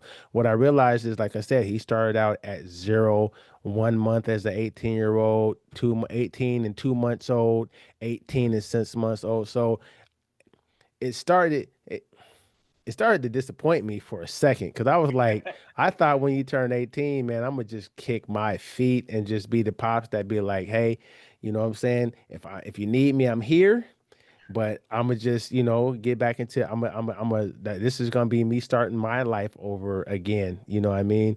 And not to say that it's a burden at all, but I realize that in this day and age, the way that the economy is set up and the way that the whole structure of employment is set up, children aren't really in a space to leave the house at 18, 19, 20, 21 anymore. But that was the framework that I was working from.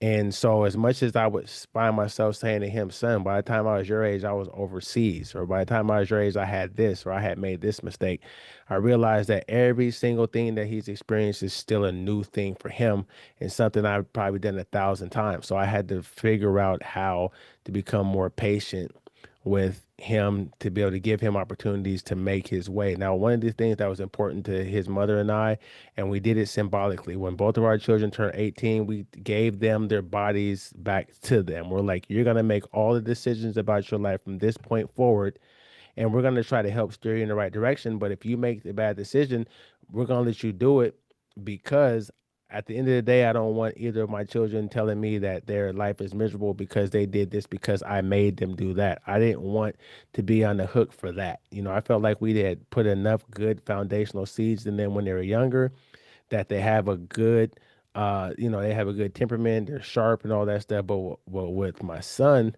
I had to say to myself on many occasions, well, this is his first time with this experience. And if I'm not there present at the time when he's having this first experience, he is going to be an infant in this particular space. You're going into a place of business and not knowing what questions to ask, but it being like you're 19, 20, why didn't you ask this, and that? Me having to say, hold on. The only reason why you know how to ask these things is because you probably fumbled the ball like he did back then, or you were in a world where you just couldn't, you weren't that entitled. right? There was just certain things you just had to figure out. Like me and you had to go to the place of employment, fill out an application right there, and then someone finally said, "Hey, you need to follow back up and go back in there and check on your application." That's not just something that we just decided at 18 years old, but so many things coddle these young adults to the point And plus, where, we were in the military by 1922, so and yeah, I tell people the military, like you said, there's this misconception of people who never been in the military. You go in, you come out, you're an adult. yeah, What makes the military easy is the fact that damn near 90% of what you need and done, if you know how to show up to work on time in a proper uniform, 90% of what you need and done is given to you. So you're still not really, for a lot of us, we left our mother, father, grandparents' house and went into the military's house. yeah, You know what I mean?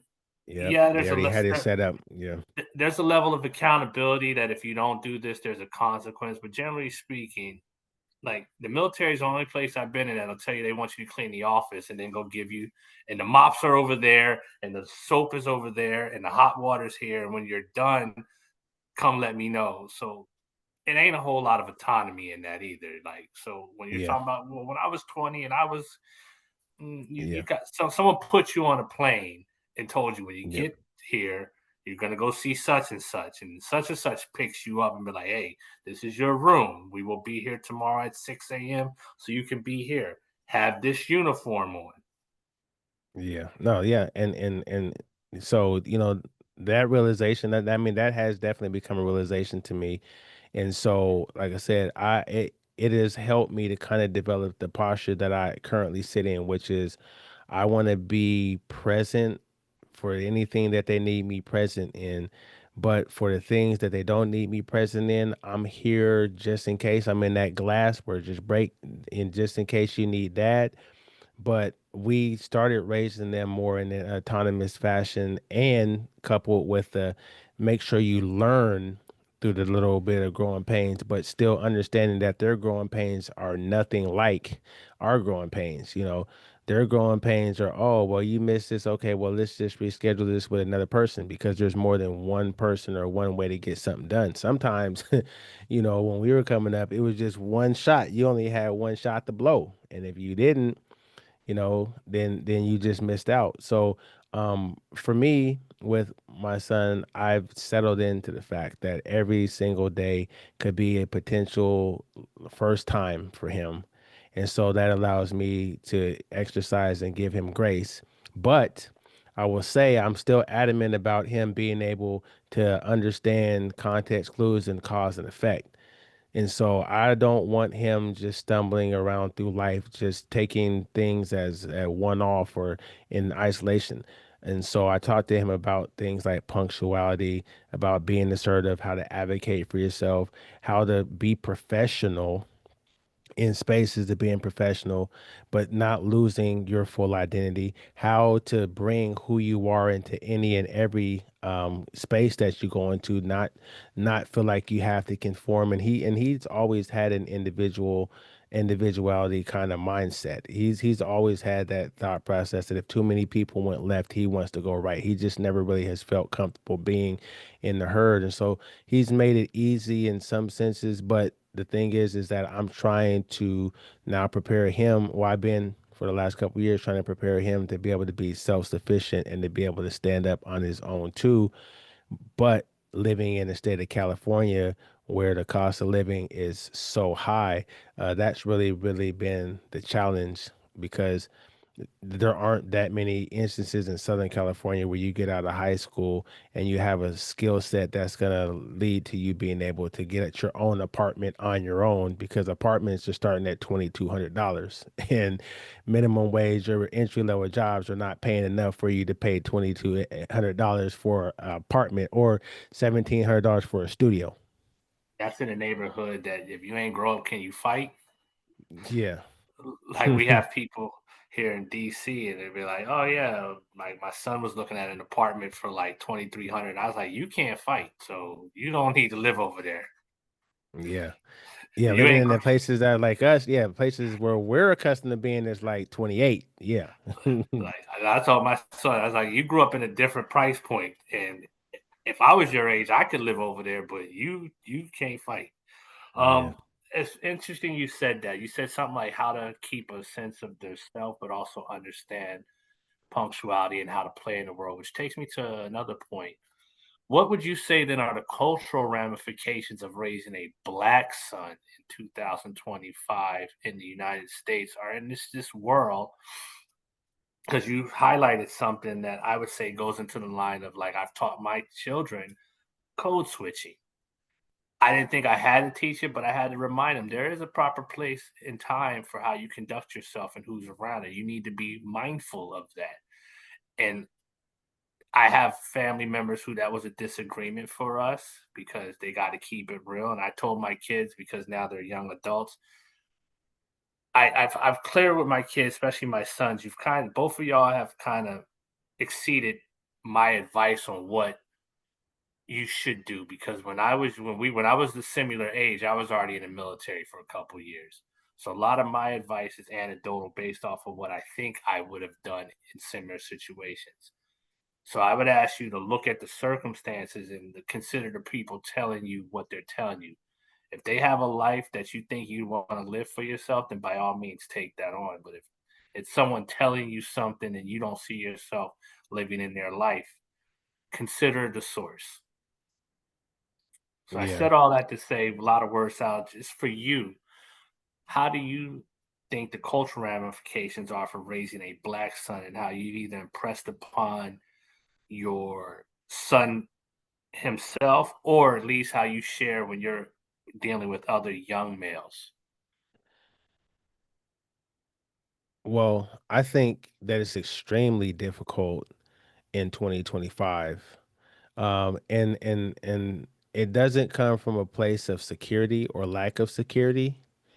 I think it comes from the fact that there is a serious concerted effort to try to get people to buy into this post race society, so much so that I find that a lot of young men of color, if not trained and guided, aren't aware of microaggressions or are not aware of just what dog whistle is.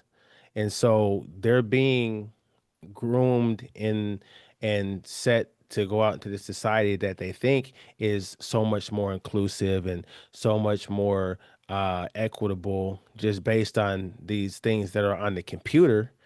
But the reality is that there's still so much evidence that the hurdles that we thought were no longer hurdles have just been painted a different color. They've been painted actually to look a little bit more invisible, what I think is a little bit more injurious because at least when we saw the hurdles, we just had to practice and become perfect with jumping over said hurdle. But if you don't even know that the hurdle is there and you run into it, I think you would have more of a chance of getting injured. And when I use that as this metaphor, is that sure, we want to raise all people, not just young men of color, all young men to see in the value, ethnicity, and diversity and difference of people and how you can still coexist, still be professional, still interact with those people because that's what this world requires. But there's still a lot of systems in place that young men of color come into direct conflict with. And so, as a father, it's our job to be able to explain to them and get them to understand A, what this thing is, but then two, like you said, sometimes we have to be completely anecdotal, but we have to be able to come up with some sort of strategy to get around it. Now, I'll give you a classic example. The state of California was the first state in the United States to actually create and to pass something called the Crown Act. And the Crown Act states just very simply that employers, places of businesses, or any place that receives any kind of federal funding cannot discriminate against people of color for wearing their hair as it naturally comes out of their hair or in styles that are traditionally and ethnically or culturally normal in the communities in which they live in, I'm gonna right? take my hair out while you're doing this. I wanna see mine actually. Right. So, you know, when we came up, we were encouraged to be clean cut, to be professional in and outside the military, but to actually look like whatever the stereotypical male was at that point in time. But now, you know, encouraging my son to be able to wear his hair out as he sees fit, and you know it because you're his uncle, that he's decided that he wants to have dreads and follow suit with what you got going on. I like But when he there's puts it in a times, bun too. yeah, but there's times, oh, there's times where he's actually had conversation with me and wondered why someone approached him or somebody had stereotyped him and thought, you know, that he was impatient or he was aggressive or any of these things that come along with these microaggressions about what dreadlocks represent. And, you know, he's telling me his version of the story, and I can already see exactly how they diagnosed him. And he doesn't quite see that the reason why the conversation went that way and he had to go out of his way to get said person to become comfortable around him is because he's 6'3".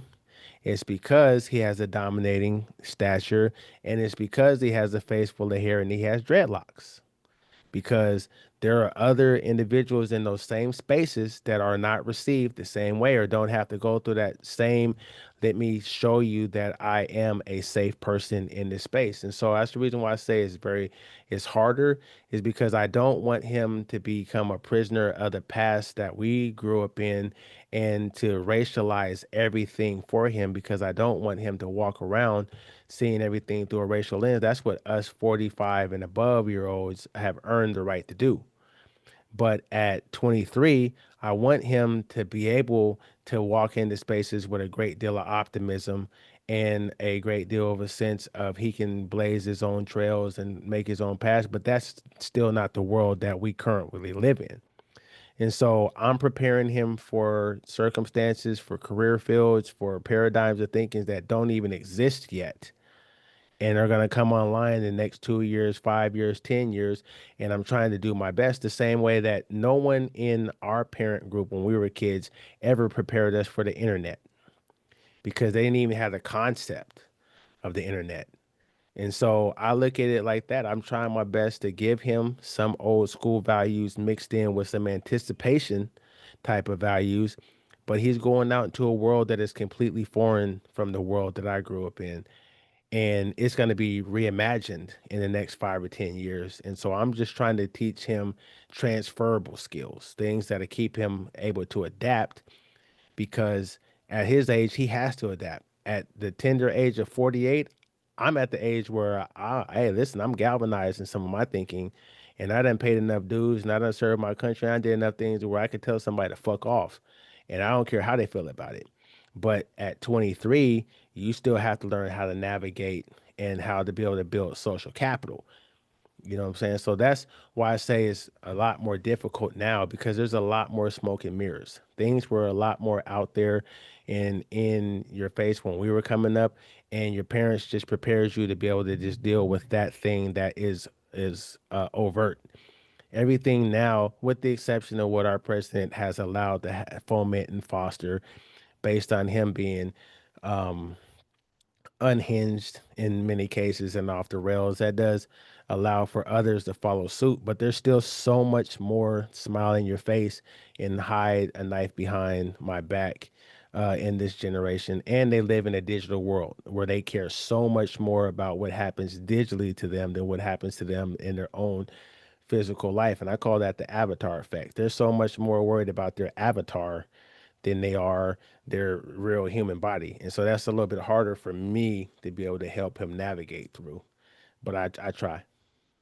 So this has been a wonderful conversation and a great one, man.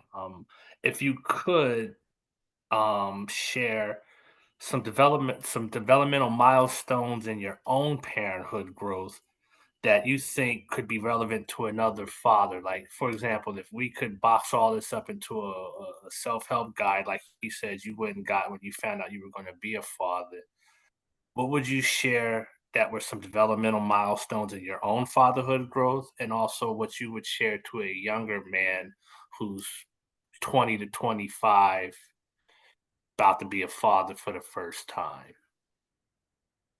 Oh man.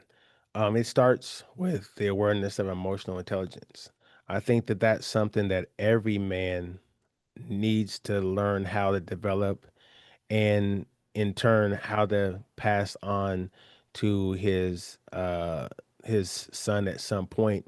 And the reason why I say that is because if by us feeling like we have to go and retreat into our own little safe spaces to be vulnerable, and we have to find coping mechanisms, or we don't find coping mechanisms and we just compartmentalize things that are negative in our lives and we never process those things. If our sons never see us go through those things, they don't ever gain an opportunity to learn how to navigate through those things, and they gain a false Superman complex of us. Mm, I shared with you this before, but I'll share it on camera because it was a really eye-opening experience for me. My son was almost through his associate's degree, almost through his second year of college, and he was having and experiencing some bouts with depression and things of that nature. And I didn't have a real handle on that. One, because I was not very studied at that time on mental health and awareness and that kind of stuff. It just that's in the same vein as health is wealth. It just wasn't ever talked about in my household. So I was aloof. And even the little bits that I knew I wasn't comfortable with because I had not yet learned how to deal with negative feelings myself. But my son had gained this false idea that I was a Superman and I was able to just navigate through any and everything that happened in my life flawlessly because I chose to deal with the things that were going on in my life away from him. I didn't want him or his sister to see me in any of those kind of states other than, some minor disappointment, et cetera, et cetera. And so he started putting more pressure on himself because he started saying to himself, he doesn't handle these hardships that are happening to him the same way he sees me handle mine. And so when we finally got to a point where he felt comfortable, because he would talk to his mom about that stuff. When we got to the point where he finally decided that he wanted to tell me what he had been experiencing and the pressures he was up against, the first thing I did was I approached it from a 1900s standpoint. When he started talking about how school is hard and living up to the pressures of having two parents with multiple degrees, how that was going to be, that's something that was hard for him. My mind usually first went to, bruh, I didn't know where my mom was at for days, weeks, or months. So I'm not going to relate to you talking about, hardships in your mind because of some school stuff. It just didn't equate. But once I was able to understand my error in that, and I doubled back and we talked about it, I told him, I said, if I would have known that by me making a decision to go cry in my room or to go and self-medicate by playing basketball or doing something else to try and work my way through these hardships in my life, if I'd have known that that would have got you to think that I don't have them, I would have cried in front of you. I would have mm, been able to emote a little more, and I would have showed you how much life knocked me down and I had to pick myself back up. But I thought that the appropriate thing to do was to handle my business, make no complaints about it, don't cry about it, don't complain about it, just get up and go boss up. I didn't realize that you were watching that part of me. I know he was watching all the best parts of me. I knew that because I would see it in him, but I didn't understand that by me hiding that aspect from him, he couldn't relate. So he put extra pressure on himself. He told me to my face because he was like, I'm sorry, I'm not as strong as you. I'm not as hard as you. I can't do the things that you do. And that was about as close as I got to breaking down in front of him because I realized in that moment I had failed him in my attempt to be stronger and to be the strongest person in the house by me, masquerading like I didn't have any of those issues. led to him, and it could have been worse. We live in a day and age where, people take their lives because they feel like that no one can Yeah. relate to them. And that was an eye-opening conversation that I had with him. And that actually opened me up to be able to talk a little bit more about my experiences with him, and getting him to see that, we're all human, and we all have these things that we have to overcome. It actually was one of the things that actually I had heard the term emotional intelligence because it was a buzzword on the internet for a little while, but that was actually the thing that caused me to realize I have to stop internalizing and tucking things away and not dealing with things and learn how to navigate through emotions so that my son and my daughter can see me navigate through emotions. So they're at the point now where they'll ask me how I'm doing today. And if I'm not doing well that day, I would tell them that. But when they were growing up, that would never be something that come out of my mouth. That was always good. That was always straight. That was always on top of his game. And if he wasn't on top of his game, then he's out there shooting baskets in the dark, trying to get his game up so he can get right back at it. And so that for me um, was the thing that helped he and I to become as close as we are now, because he can trust me now more with conversations that were always reserved for his mom and not me, because he couldn't connect to me in that way. And I really wasn't even, and to be honest, I wasn't comfortable with connecting with him in that way because I would never show anyone, not just him, but I would never show anyone those parts of me. I would show their mother, but in a relationship, your woman is supposed to be that safe space for you to be able to take the armor off. And even then, I didn't do it as much as I probably should have. So that right there is what I would, and I do talk to young fathers, soon to be fathers, fathers that have kids that are still in grade school, middle school, or high school. I talked to them about the realization that in order for our sons to be able to navigate through those things, they have to see us navigate through those things, or else they never develop them things. And no matter how many things we pour into them that build them up, they're going to be deficient in the one thing that can help to keep a man stable, which is to be able to regulate and balance out his emotions, right? So I talk to people about that all the time. I'm thankful that we were able to have that conversation, and he was able to get through that, and he still goes through his little cycles, but at least now he'll let me know. Whereas a kid, he wouldn't let me know about any of those things because he thought I just couldn't relate because he thought I was Superman. Wow. This has been an eye-opening episode. I want to thank you just from manhood to manhood, father to father, somebody who's kind of been along the way and watched your growth. This is the level of vulnerability, intimacy you're willing to put out to the world. I think is beneficial and necessary. But I also want to say thank you for that. Hopefully, those watching will also be able to take something from this. I want to share something, and I'm going to pass it to you for closing. Uh, it's one of the things I've come to grip with is something that you surely said is that in my effort to try to prepare my children to be all these things that I don't to face, all these battles they're going to face. My daughter's actually going through a breakup right now, and I don't want to be dismissive of it because I was 22 before and got my little heart broke, so I understand where she's at, right? And I had said something to my daughter in the car recently. I said, sometimes I feel like I might have fucked you all up, meaning I might have raised you all to be so stoic that you don't think you can be vulnerable. I said, you are allowed to feel what you're feeling right now. You are allowed to walk through this. You are allowed to go through this. And that's one of my, if I could do it all again, now that I'm in a place now, I've been in therapy now for the better part off and on for 3 years. I'm able to be more vulnerable with myself and recognize the things that I didn't have a handle on that I said I did. Is to say, like, I wish when my children were younger, I mean, I got down on the floor and played with them, but I wish sometimes instead of always having an answer for them or a solution, I just heard them. Whatever they I Mm. just let them share with me whatever they were going through, and I just said, "Okay."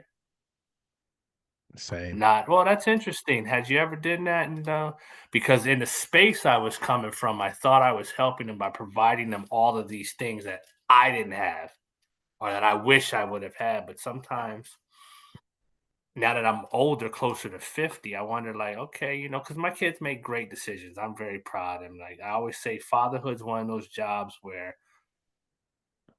if it's done right, you like what they say on the internet, like your father is the only man that will ever want you to be better than him. And I so believe that. And I tell my boys that all the time when I tell them I love them. And I say, you guys are way better human beings than I ever could have hoped to have been at your Yeah. age. So I don't ever want Right. y'all to feel like,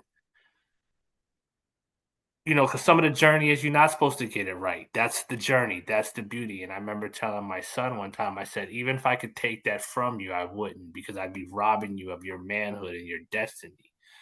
I would be that is your destiny to go through some hell. But I want you to know you all in your positions in life are so much better humans than I ever could have hoped to have been at that age. So, in saying all that, man, again, I wanted to thank you for your ability to be vulnerable and share this on this most important topic. And I'll leave it with you to close us out. Yeah, man. Look, I was glad, man, that you had put this topic on our to-do list, and the beauty of you and I's interaction, folks get to see some of the snippets of what you and I've been kicking around for years and years and years. Me and this guy right here have cut our teeth together. We done fell together. We done got up and dusted ourselves and each other off. We done seen each other in a lot of different contexts. But the thing that really, really has galvanized our relationship is our parental purviews and the fact that we both, regardless of what the makeup of the households look like, we have definitely taken pride and taken it as a task, a Herculean task, to raise good quality human beings out of our houses and to help to usher them out into a world that is going to be better off with them in it. And so, talking about something that is so subjective, right? If you think about it, we've been talking about this for a while, but there's still really no way to nail down what fatherhood is in a 30 word or less summation, right? Fatherhood takes so many different twists and turns, and it actually changes as the children start to get older, and as the context changes, and as we move into different socioeconomic statuses, and we've lived long enough to have seen and been able to shed their rosy colored glasses. I think the one thing that I want anyone that's been rocking with us this far to take away from this is that fatherhood is something that you must be all in with. Regardless of what it is, you have to be all in, because anything less than all in is going to create lots of gaps in your relationship with your children. None of us have talked about a master recipe for success that's going to be a one size fits all. There's so many different nuances that go into it, but having the understanding and the awareness of your charge, I think, is where I think the measure of a father should be placed upon.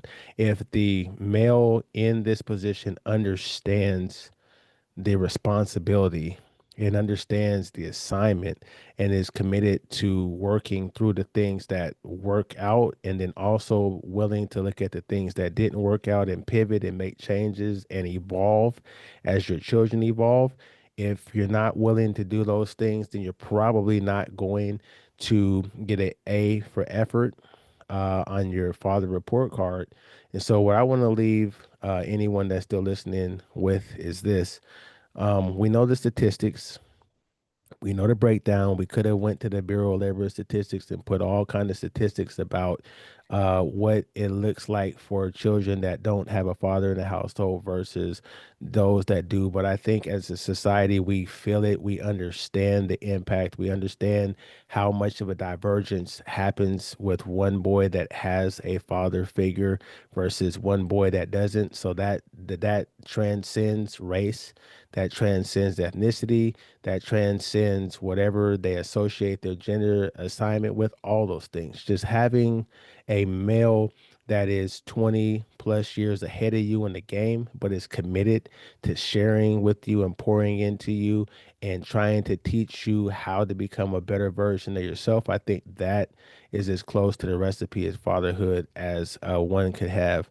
But then also understanding that we don't have it all figured out, right? And that we have to approach this as lifelong learners, as with anything else. We're going to make mistakes as a father with the best of intentions, but we're also going to have to be willing to just stand there in the gaps and make sure that certain things are actually planted in our children in order for them to actually have a fighting shot at being better than we are. So as long as the goal is to produce a higher quality human being than you were, then I think that is a prerequisite for being a father and not just being a dad. So, on that note, we got many, many more topics we're going to tackle. As you guys can see, we're starting to really get a little synergy. We're starting to really think about real life conversations and topics to talk about. We're kind of climbing out of the academic side of it a little bit more and getting more to where the rubber meets the road. And we're going to get to a point where we're going to ask people to start coming on and to participate in this thing. So what you guys are seeing is two guys that care enough about each other and care enough about you to take time out of their day to just put things out there for people to consider, because we've all been in the situation where we heard one thing from one person at that one time and it changed our life. And so if one person's life or perspective has changed, if there's one dude that reevaluates how he's fathering his son, then he and I have done our job today. So on that note, we're out of here until the next episode. Peace. Peace.